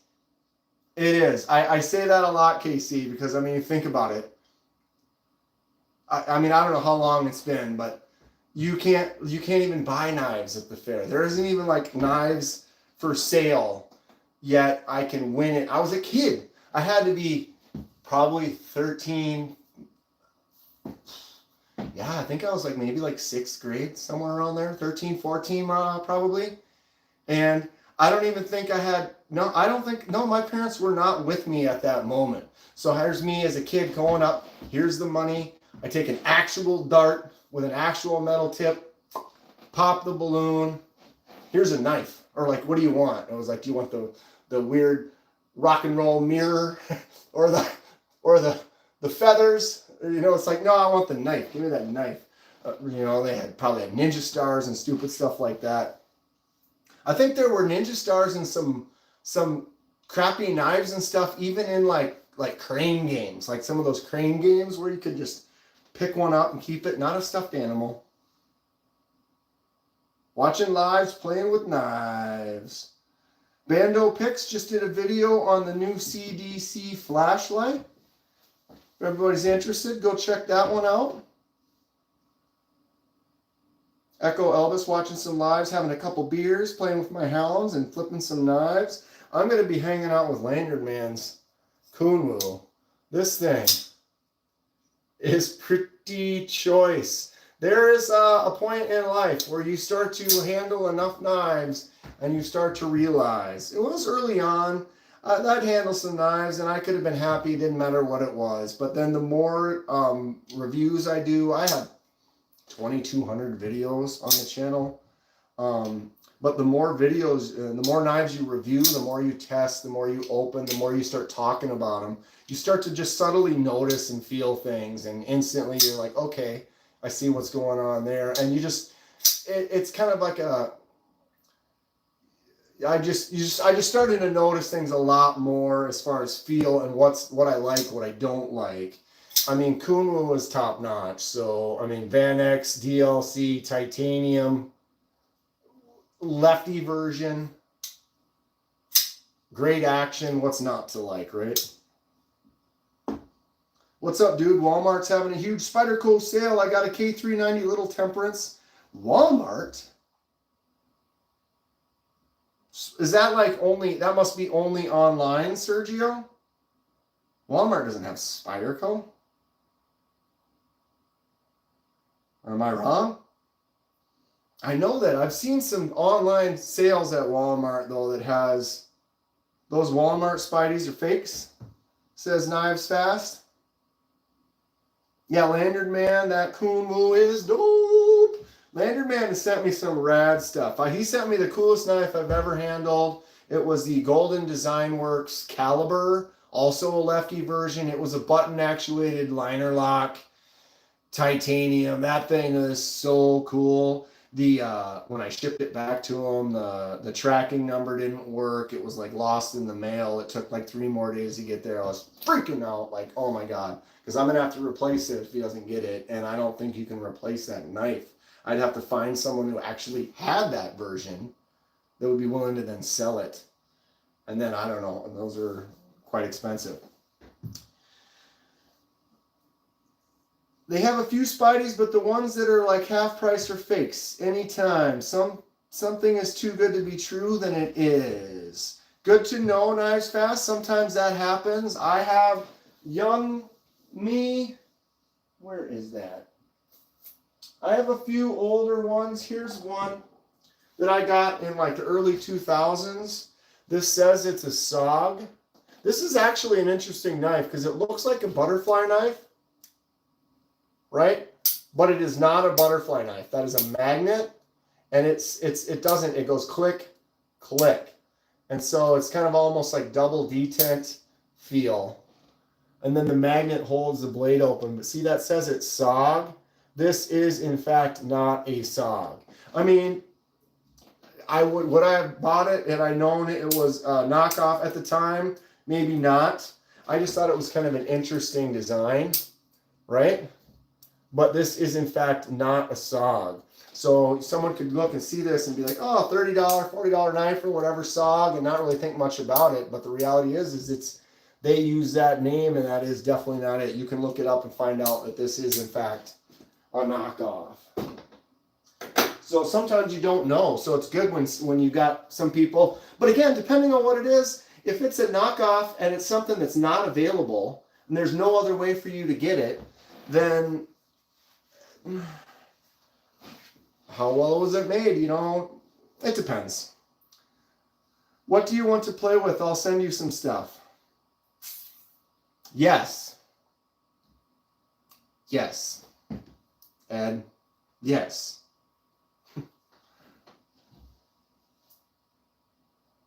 Knife Knot says, Sergio, be careful. He's seen a few customers also reviewing, say they don't think it's real. So that would be enough. A couple of people, that would make you kind of question it. Yeah, especially if it's a super good deal. Pair of 3 on Blade Bench for $150. Bando Pick says he just stays away from all of them just because of the fakes, because then you never know.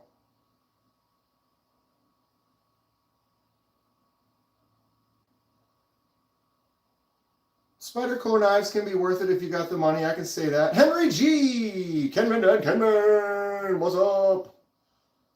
You know, you can use my emojis too. You don't have to use the thumb and the hand. You can do the one with me in the face going, or something like that. I don't know. Whatever. I don't care. You have the ability, Henry.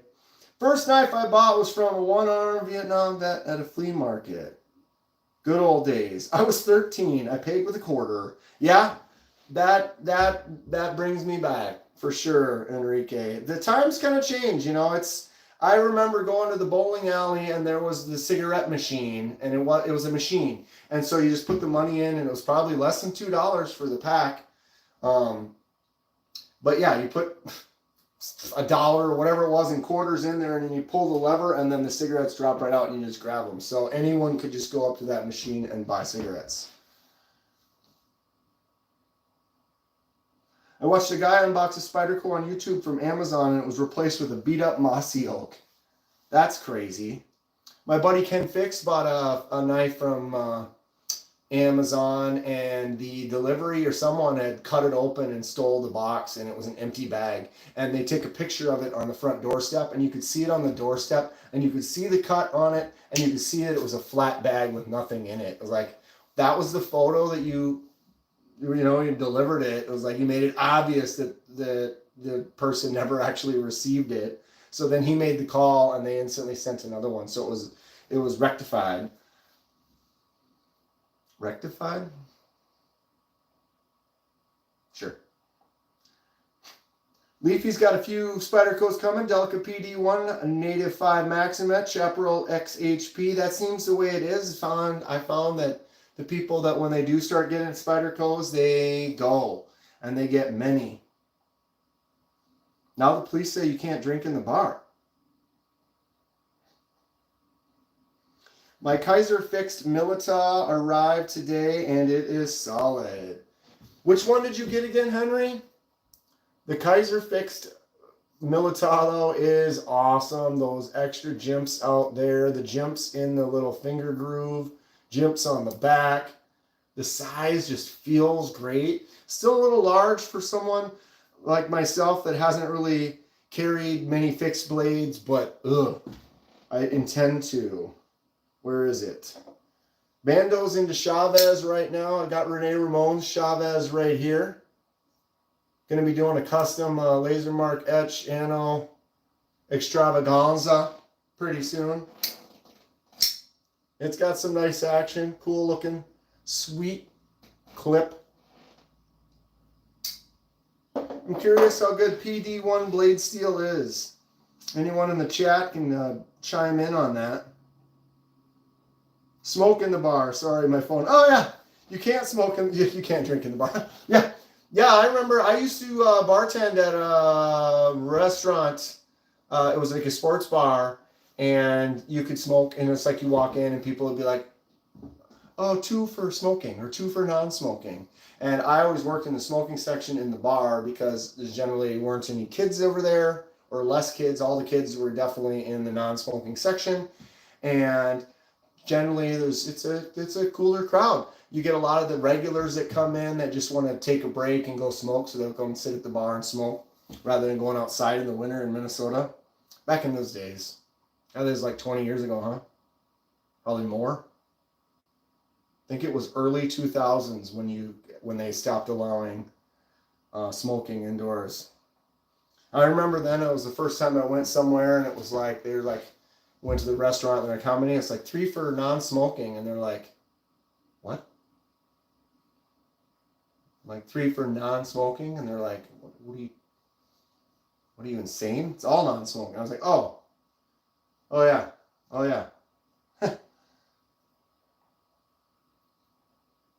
All right, gotta go. Hey, Knives Fast, KC, go check his channel out. Really good guy. Makes some great content. Designs some cool knives too. You can go check them out. Still a few of them left. The Micro Jet. If you're really on the fence, pick one up before you can't pick one up. Thanks for helping out though, KC. I appreciate you. Have a good night. We'll talk to you. We'll probably see you on a live tomorrow or sometime soon. Gnarly Charlie, the blades on Spyderco are nice. Distal taper, good shape, good ergos. A quality family company. Haters gonna hate. Well, I don't hate. I just don't have any. They're expensive. One day I'll probably get there. Got any Chris knives? I should make one. I just need to steal a tooth from a giant worm. PD1 is like D2, just a bit better on edge retention. If you're looking for a small EDC thick blade, check out Aries EDC. He makes a great knife. Brian White is great. Aries EDC is cool. He's a knife maker. He's got a little channel. You can go check him out, make some content. A lot of times you can watch him working on knives. And then what's cool is, because he only can make so many knives, because he's on his own, so he kind of does like pre-orders for like the next month. He's like, all right, we're selling 10 knives, and you get on the pre-order, and so then you're in. Then you can actually watch the videos and watch him actually working on and making the knife that you're going to buy. Pretty cool stuff. He has one that looks great. I don't know if it's still there, but he has one on his Etsy page that is fantastic. That if I just I'm kind of on a budget right now, trying to not spend too much, and it's a fantastic knife. It's fully worth the money. I just am not in the spot to buy it right now, but it's just gorgeous, black and red. Looks really cool. Krises are sweet, but they're a pain in the butt to sharpen. I've seen some of your titanium knives, but Spyderco is too expensive. I'm a little lost, sir. No, that's not that. But when I look at Spyderco, I want to get a compression lock. So then if I want to get a compression lock, then I want to get a lefty lock because I'm a lefty. And so now it's a $200+ knife. And if you saw when I was messing with Lanyard Mans earlier, the ones that I've handled,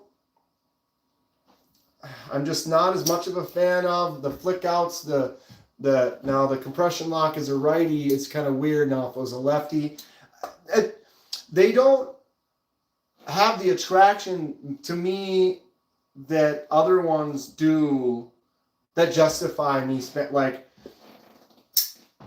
this Devo Pony Stout just looks sweet. I love the style. I love the design. I love the shape of this. And the action is fantastic. I saw some videos on it. I did some tests. It feels really good. It flicks out. It just works every time. That's my style. Another kind of similarity one here. We have the Concept Tuckamore. Some people think this knife is ugly. I think it's gorgeous. But the action, it just works great. It flicks out every time. It feels good in my hand. So then I jump on it. I've handled a few Spydercos. I've checked out a few at some shows, and I just haven't had one where I picked it up and it was the same as like where I just sit there and I'm like, oh yeah, this open, close, open, close, open, close. But you see what I'm saying? And so it just hasn't drawn me in the same that other things have. And I've checked out a few, and so yeah, I'll get there. I just know that the ones that I probably want the XL Mannix. Probably get like a pair of 3 or whatever with a lefty compression.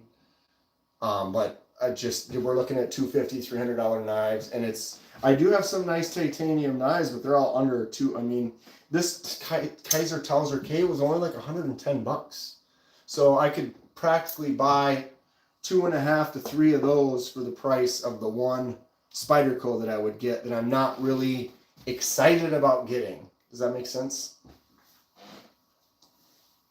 What's that Bando? Bando? Bando? Then you start modding with scales and clips. Yeah, I've modded several. If you saw, you should watch MPG's mod that I did, Clint's mod. I did some fade anos. MPG's, I did an ano, laser removal ano, two-tone, sunburst pattern. Super cool.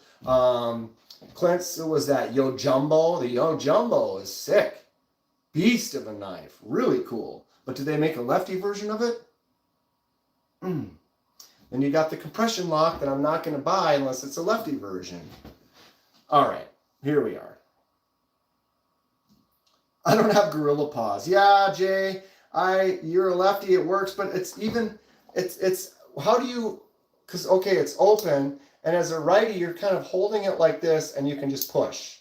But as a lefty, I have to push that with my thumb, which means the only thing on this side of the entire thing is my thumb. And everything, so that means I'm holding everything with this little bit right there. And I don't know how to hold that and grab it without grabbing with my other hand so that I can do it without dropping it.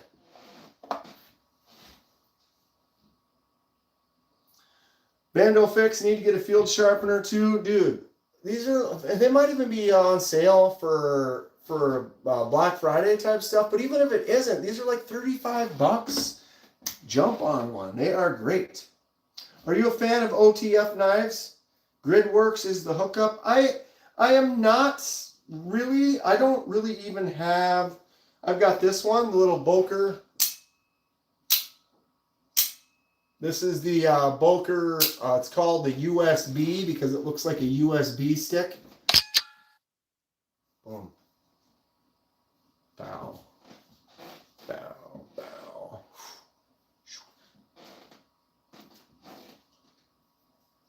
Woo! All right, little magic for us. Clickety clack. Don't talk back. They're cool. I have another one somewhere, but it was a knockoff. I didn't really like it, so I don't really have it.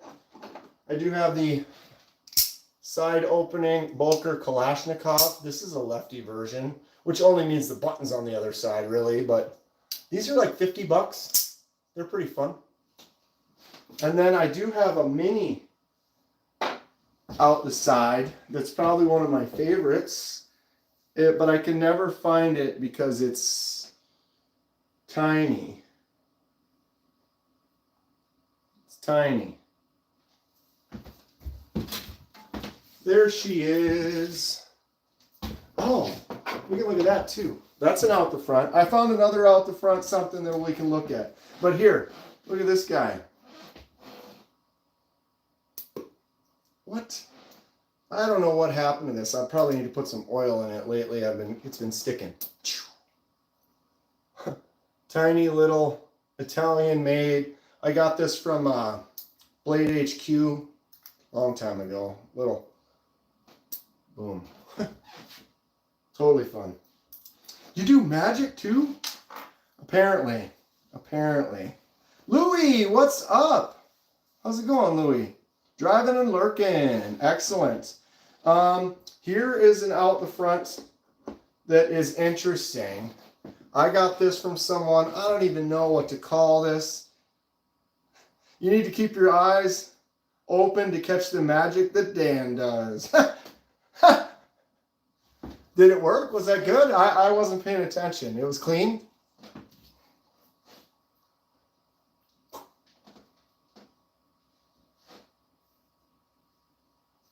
All right. So this is a pen, essentially, if it were to focus on the pen, right? Normal drafting pen, right? Check this out. That is not a pen. That is a point, a tip.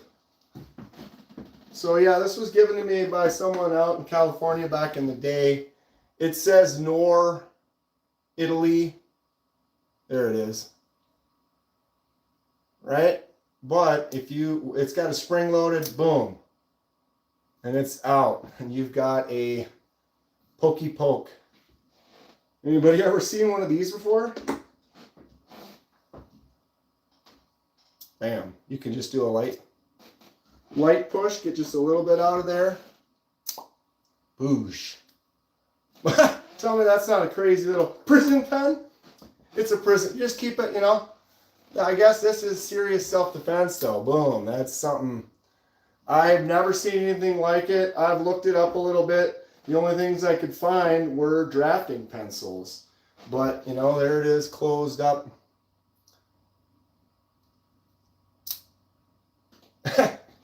I forgot I had this thing. It's pretty cool. I wonder where that's legal. Never saw one of those before, and now I want one. Is Grindworks and Blade HQ the same company? I don't, not that I've never heard Grindworks before, so I don't know if anyone can chime in. Tactical Scribe. It's a tactical scribe. Yeah, if you need to scribe an edge, sure. Except for it's extra tactical. I have any O knives. What is that one? What company is this? Am I my brain? No, that's Olatans. Olatans, right? I got this one. I'd forgotten about it. Oh, come on. Boom. I think that's the Olatans something. Nice little Tonto. I do not have any O knives though. I should check one out. I believe Grindworks is under Blade HQ, says Sergio. So there you go. There you go. Dirty Dan, it was clean? It was clean? Thank you. TKE. Well. For those of you who aren't aware, TKE does have a little channel. He does a little Saturday early afternoon live. I was able to jump on there for a little earlier, towards the end, TKE. I had a busy morning, did some stuff, been running around. But he's got some good content, nice little channel. Go check out the Knight's Edge if you haven't. I'm sure many of you in here have, but all the noobs, the new visitors, the people we haven't seen before, you go check him out. Knight's Edge is here. There goes the neighborhood. There goes the neighborhood. You know, we have some fun. Henry G, that's what you tell the cops. It's a scribe. I use it for work. It's just for, you know, it's like you get in there, pick my teeth with it. It's a scribe, right? I guess if you're good at just the slight little open, but that's neat how that spring works. I have no idea how this was or what this was. But it's cool. It's definitely cool. I need to keep it out on the table, kind of check it out some more. Edgards. If you're ever interested in getting a lanyard, you can get a modified lanyard, which is called a Edyard. Got one right here. Boom, boom. The Kaiser Urban Buoy. This thing is fantastic. If you need to do some field belly slicing, you got yourself a nice deer or something. Woof. 154 cm, G10, smaller, works great with that lanyard, Edyard. I like taking the smaller knives and taking the pocket clip off and then putting them like in the pocket like that. Then you got that little bit of that Edyard hanging out and you can just boom, out it comes. Make your cuts, do your work, enjoy the blade. I want to do some custom stuff to this, probably make some scales, maybe do a acid etch to that blade. I was thinking I want to do a false Simone to that, but then I'm thinking I feel like I saw that. I think Nathan from Nathan's Knives, another good channel, go check that one out. But I think that he did that, and it's just in my brain enough so it seems like it's a new idea, but I feel that I saw it in passing and didn't notice, and then it's just sitting in the back of my brain, and so I kind of already envision it. And I'm not trying to steal it from him, but I think that I saw Nathan do that. I should probably research that, check it out. The Knife's Edge is here. All Edyards are lanyards, but not all lanyards are Edyards. Every lanyard hopes to be an Edyard, but it cannot. If you know what I'm saying. Let's change it up. It's time for disco. Stu loves disco music. Boom. Oons, oons, oons. Right? I wonder if this will move. I'm going to grab this. I hope it doesn't move. But I did the acid etch yesterday. Actually, we could probably just move the... I'll just grab the camera really quick. I did an acid etch yesterday. So I've got kind of a mess. Here's my my ferric chloride jar. But then I did a water rinse. And so the water rinse jar is right there. And what happens is when you have the ferric chloride, it's kind of makes a coating on the blade. So when you transfer it over and do a rinse in the first water, a bunch of the ferric chloride gets in that water. So I dumped a little bit of baking soda in there, which neutralizes the acid base, right? So a little bit of that Arm & Hammer in there. And what happened is this was all yellow. And so if you can see, it's like this sludged, I don't know if the angle is good. It's like this sludged glob.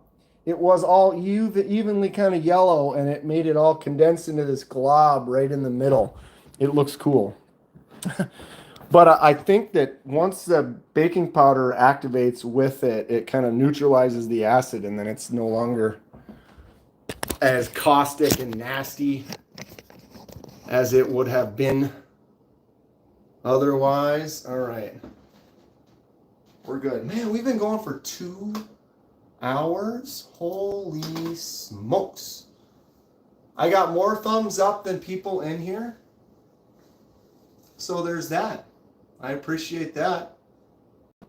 That's cool. Just got a baby banter fixer. It makes me want to lanyard back on the Sebenza 31.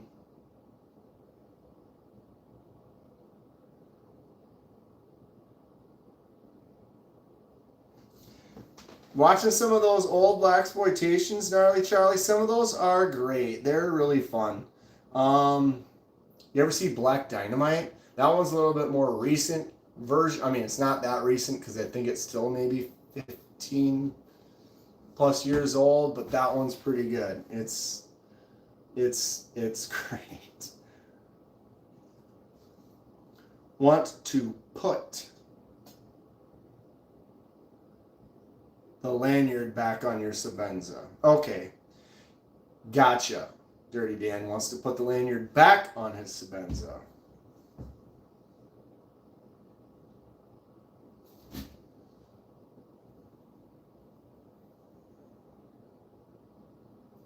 I was just 2 minutes away from watching Black Dynamite, opted for Blood and Bone instead.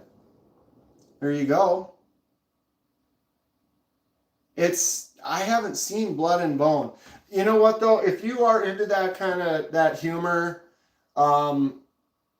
Black Dynamite's great. There's this one shot, because they make it look like that 70s, 60s style or whatever, but there's like, they're in a pool hall, right? And they're having a fight scene, and they really see, oh, did I just get cut out for a second? It just said reconnecting. Okay, so it's a fight scene in the movie, and they're both there and they're about to fight, right? And so the one guy's like this, the other guy's like that, and he punches him. You literally see him deck the guy in the face.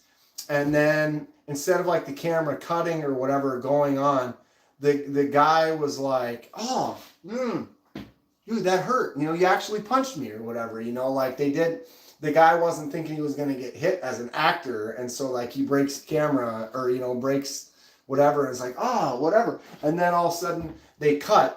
And then they back to him punching him again, and the guy it's a different guy, you know. And so it's like they're like, oh well, forget that guy, we'll just bring in another guy. But then they don't edit that out. Or like there's a car and it flies off a cliff, and you can see the car, and when it goes off the cliff, then they cut to it flying off the cliff, and it's clearly a completely different car as it drops down and blows up. And that's part of the humor to it. I think it's great.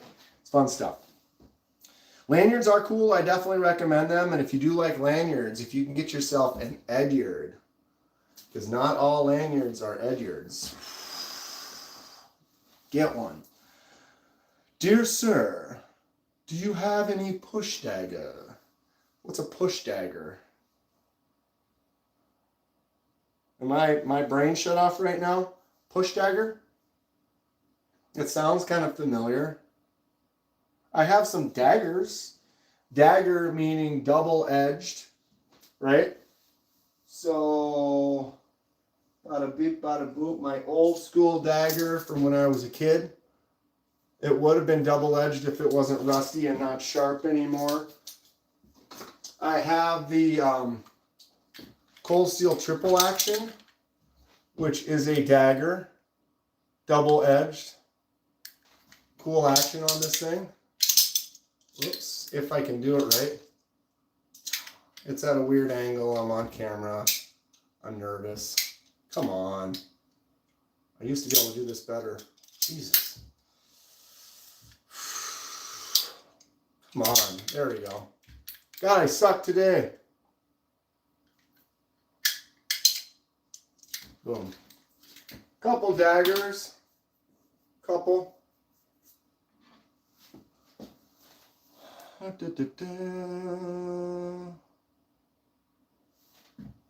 I going to clean up that old dagger sometime? I really need to do that, Alex. I was talking about that. And I can do like I did with my my old Boy Scout knife. This one had a bunch of rust on it too. So there's still some black and some pits and stuff in it, which is fine. I'm not trying to restore that thing to like anything other than just it's a good memory for something I've had for forever, that I should just try to get some of that rust off. I should probably do that. I could probably do that during a live. That would be a fairly easy kind of a project that doesn't require too much attention.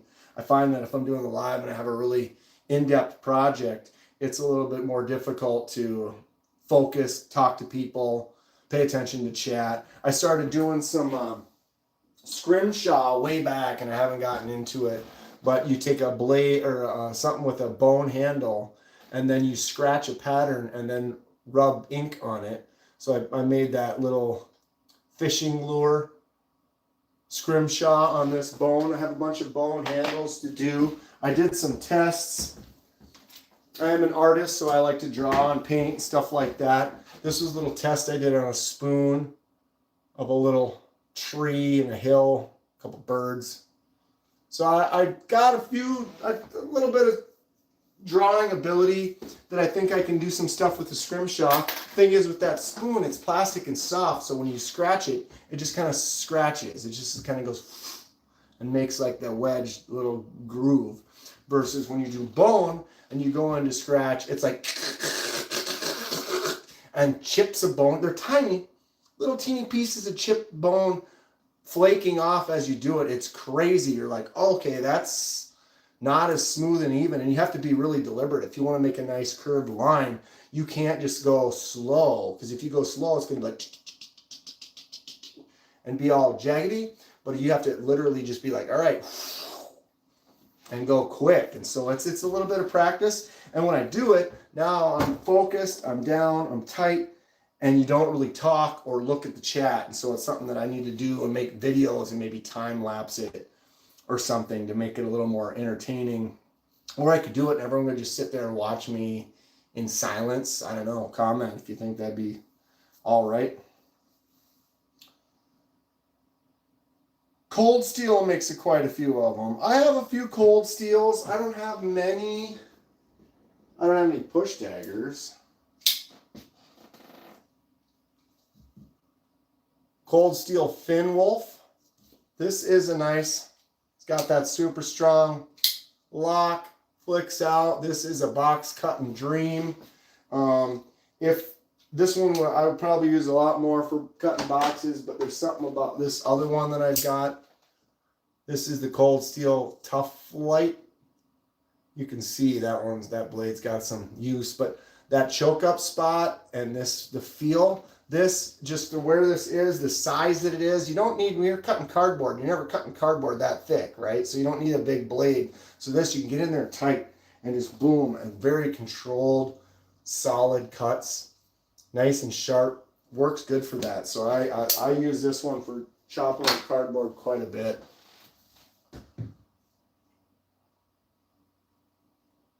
Bartender's Friend is good for cleaning. Yeah, I don't have any, but I've heard that works pretty good. I should check that out. Eric the Actor, what about swords? I mean, this is a kitchen knife, but you could kind of call it a sword. It is a kitchen knife, though. I need to do something with it. That's the Gladiator series from Gal Strong. I do have a couple right here. Hold on.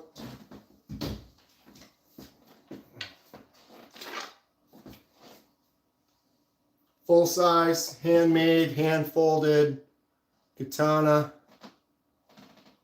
You can see that Hamon line on there. Real deal. Got the wrap with the stingray inside. Right? And, my God, don't trip. Got this.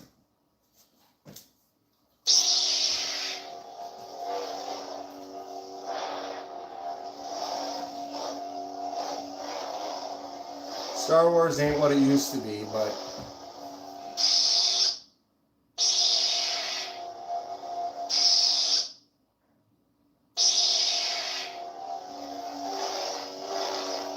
got this as a birthday gift in like 2005, I think. Holy God. It's been a while. I've had it. What is everyone going to be getting into the rest of the night? It's already 8:20. I didn't realize I was going to be on here this long.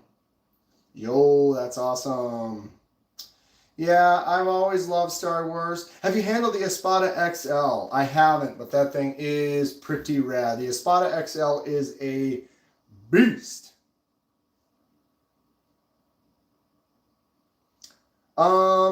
Eric the actor, yeah, I have an AR. I have a HKP 2000. I have a Remington 870. Yeah. I just sold both my Vader and Anakin sabers. How old were they? Did you get some good money off of them? Why'd you sell them? You doing getting a different one, or you just don't like them anymore? Some of the newer lightsabers that you can get are bananas. I'd love to get one, but they're $400 or $500 a piece for the ones I'm looking for. Landed Man, what is your knife count total? I don't know. It's over 2. Under 3 over 2. Probably 230, 240. Where's your Hot Wheels? Someone said these all look like Hot Wheels before. If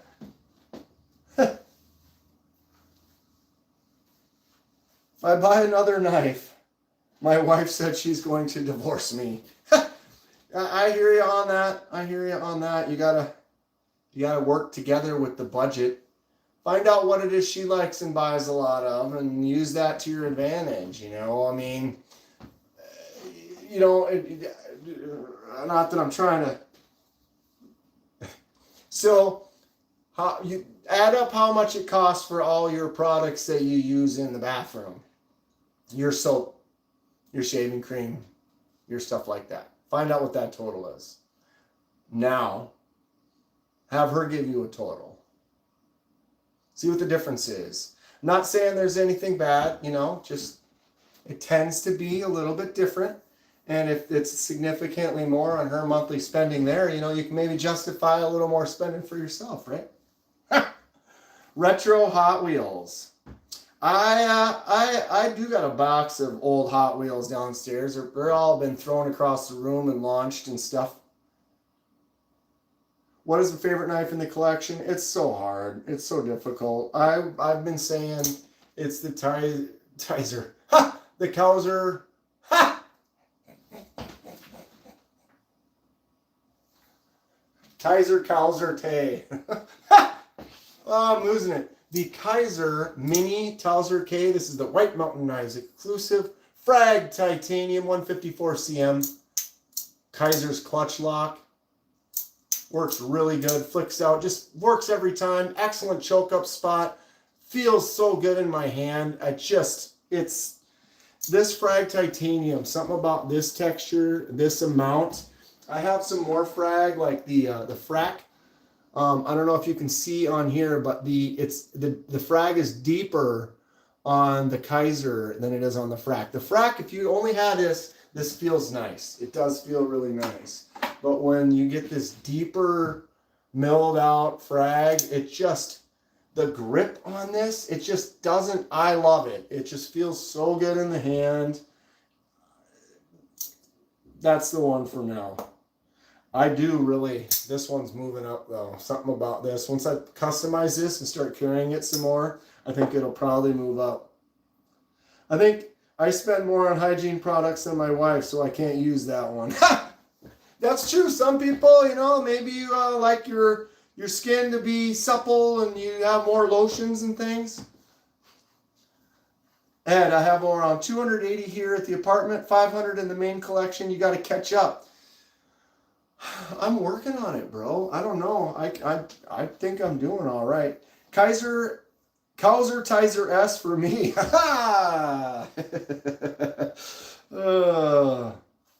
Steichen's Deli.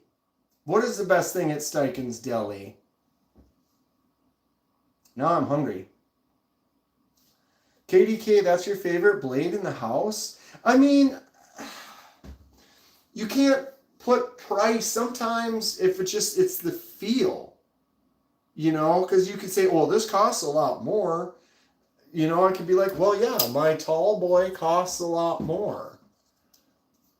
You know, but it's something about the action on the tall boy is great too. It feels awesome. But, you know, some things, they just draw you in. There's something more to it. I know a lot of people aren't as big of a fan the Concept Tuckamore. This one's in my top 5. I just love it. That titanium with the milled out section with that insert for the micarta. It's just great. I love the feel of it. Choke up spot, excellent action. Oh, it's just fun. You know what I mean? So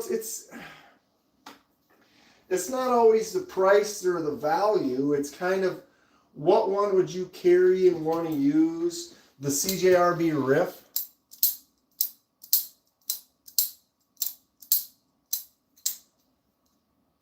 Solid. User. Fantastic. Feels excellent in the hand. Opens like a dream. Why wouldn't I just love that? You know what I mean? Because you could always be like, oh, well, this one. But then it's like, if it's so expensive and it's so nice, it would become more of like if I actually had, if this was mine, it might kind of be kind of a house safe queen. I might not touch it as much. It is an expensive knife, you know, and so I'd be more afraid to damage it. Although with that DLC coated Vanex, might be fun. Now that's a knife. I'll tell you what, this is Lanyard Man's Lefty Kunwu S-Tau 2 Vanex DLC coated titanium with an amazing texture to it. Lefty frame lock. Sick. Sick. Why would I want so many knives? Thinking I want a Prado. Prado. CJRB Prado is great. It's got that lock, that crossbar lock works. Whoops, maybe I need to let it go. Jesus. Prado's awesome. Fun knife, larger knife. The flick out is good. It's satisfying. Feels nice in the hand. If you're interested in it, you know, why not? Prado is cool.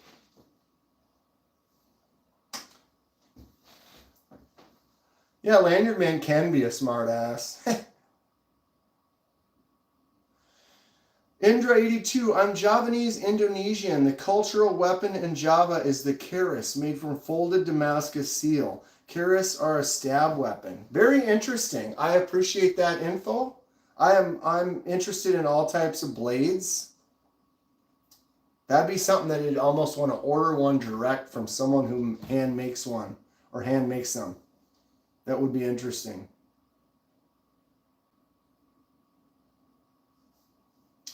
What is my most expensive knife in my collection?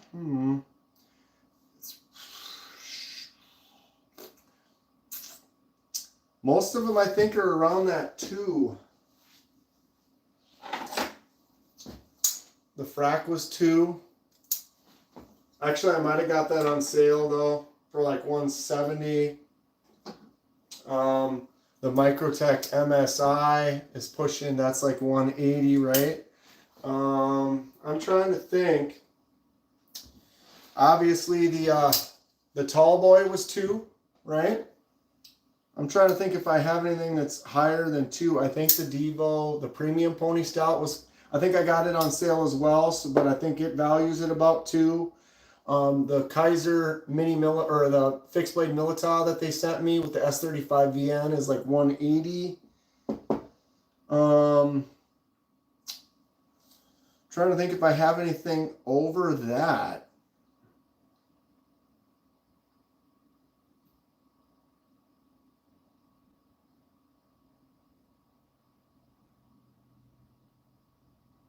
Could you slice through a silent fart? Of course. You just... right? Instant cut. And if it becomes solid, you just get the poop knife out and you're good to go.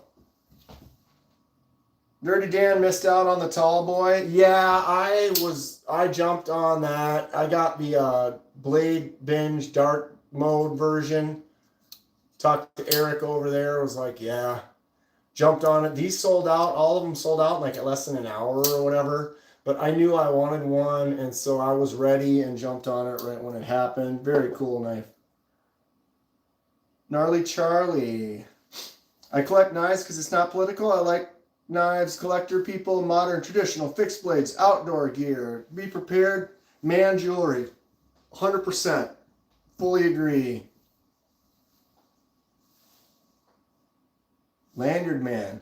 Want to trade that Kunwu for the tall boy? This Kunwu costs more than this tall boy did. Are you kidding me? Why would I say no to that? I mean,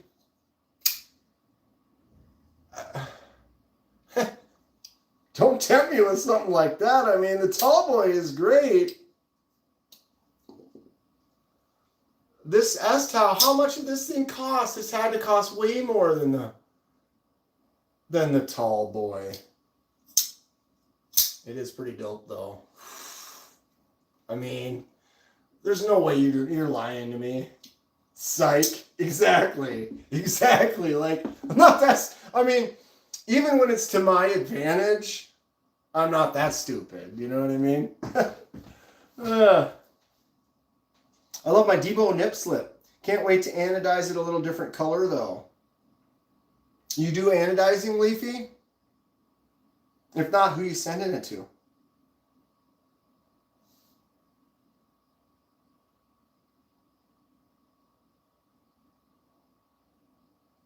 Yeah, if you don't do anodizing, Leafy Wiggy.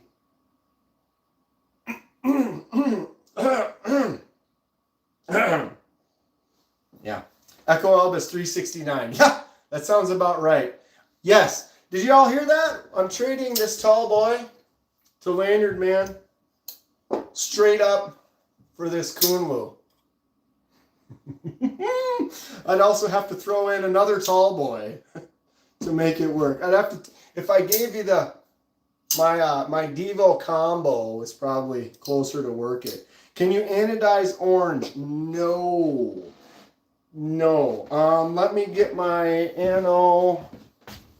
This is faded a bit, so it's not going to be completely true to color because I've handled it and touched it and beat it up and stuff.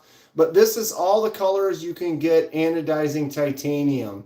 First color is like bronze. There's some purples and some blues into a silver.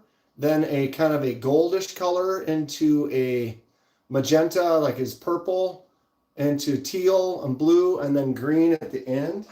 Maybe I'd give it a little more light.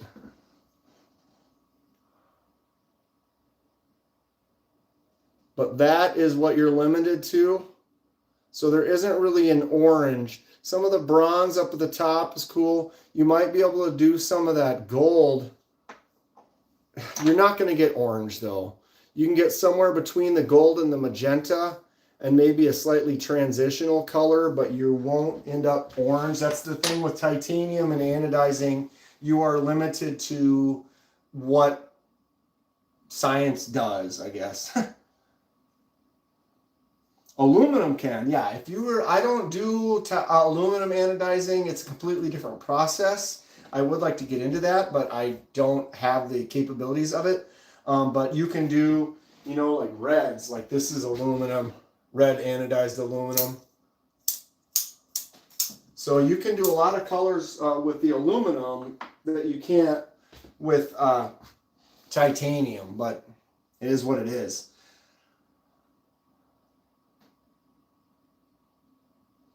Black magic in Java makes it possible to make a keras with bare hands. Incandescent iron is bent with bare hands to leave fingerprints on the blades. Man, that is quite fascinating stuff. I'm going to have to look that up. I have an aluminum one that I want orange. Yeah, you'd have to look in aluminum. It's like I said, the process is completely different. I'm not exactly sure how it works.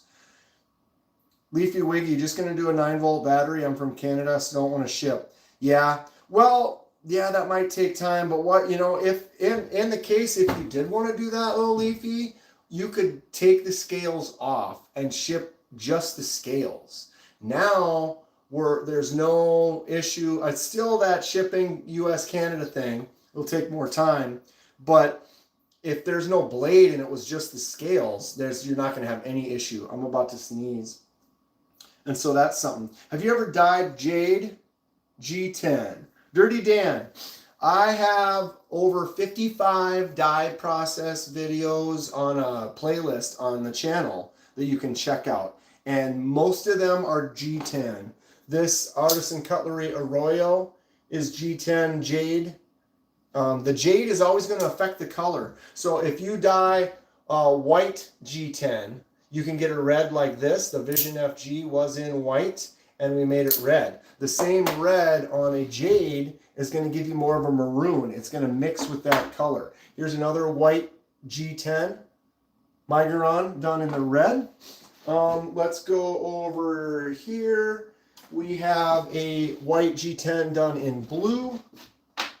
I have a white G10 done in like a blood red. Here's a purple fade. Fade from light purple to dark purple. Here we go. Here's a really more pronounced fade, the Concept Helix. So this jade, I went yellow to orange to red fade dye. So yes, I have done a lot of dyeing. I've done G10, I've done micarta, I've done some FRN and plastics and stuff. They all take dye pretty well.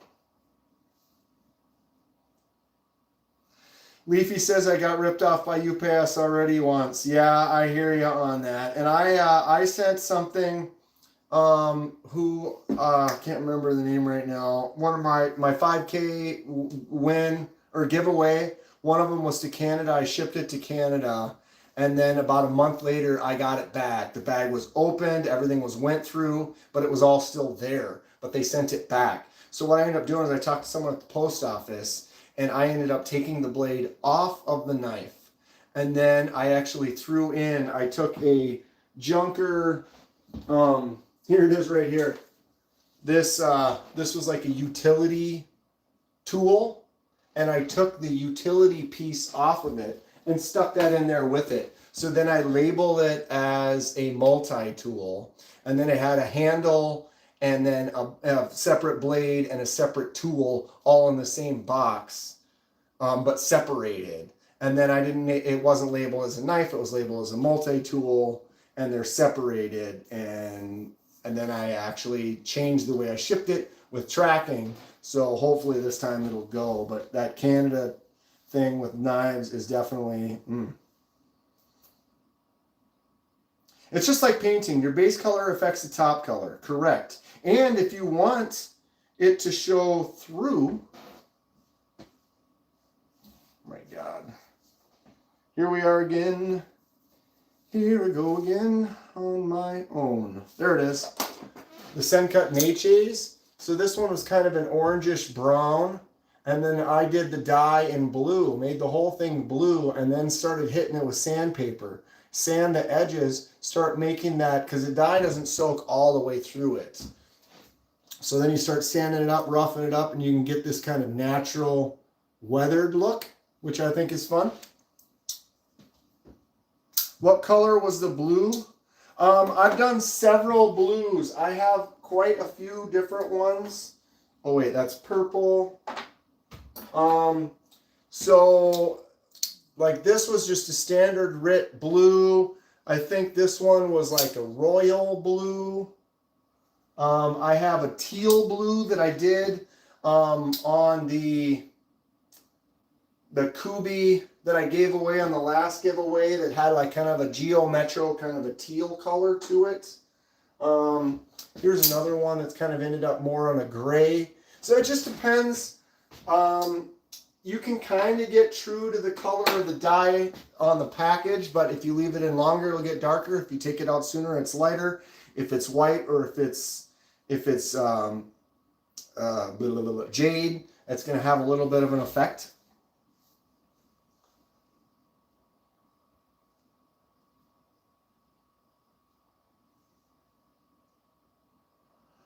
Yeah, I'm Canadian. It's awful for knives being a collector, says Cody.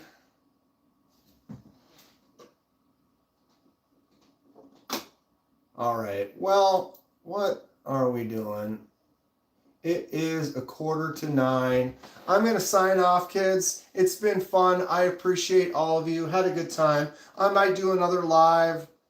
Well, I don't know if tomorrow. I'll definitely do one after work on Monday. My normal live is on Thursdays at 6 p.m. Central. And I post videos every day. The one for this new Kunwu from Lanyard Man will be coming out tomorrow, so watch out for that. Check out my video from today, 8 knives under $50 that make great gifts or great knives that you can use in your collection if you're looking for a knife for someone and you want to kind of keep it on that budget, or maybe you're looking for a beater for yourself. Just get yourself a Kubi Titius. Even though the Ultim one is usually $60. It's on sale for $45 right now. You can get a Titius for between $35 and $45. This knife is rad. It's a good beefy knife for a user. Get yourself something to pound on, you know, just for daily stuff. Like I said, this Natchez is a cool little one. I did that acid etch on that blade. Plan on doing more of that really soon. Glad everyone hung out with me. It was a good time. Have a great rest of your weekend. We'll maybe see you tomorrow. Gnarly Charlie, cheers. KenmanDanKenman, have a good night. Thanks, y'all, for hanging out. Stay safe, stay sharp. We'll see you soon. Take care.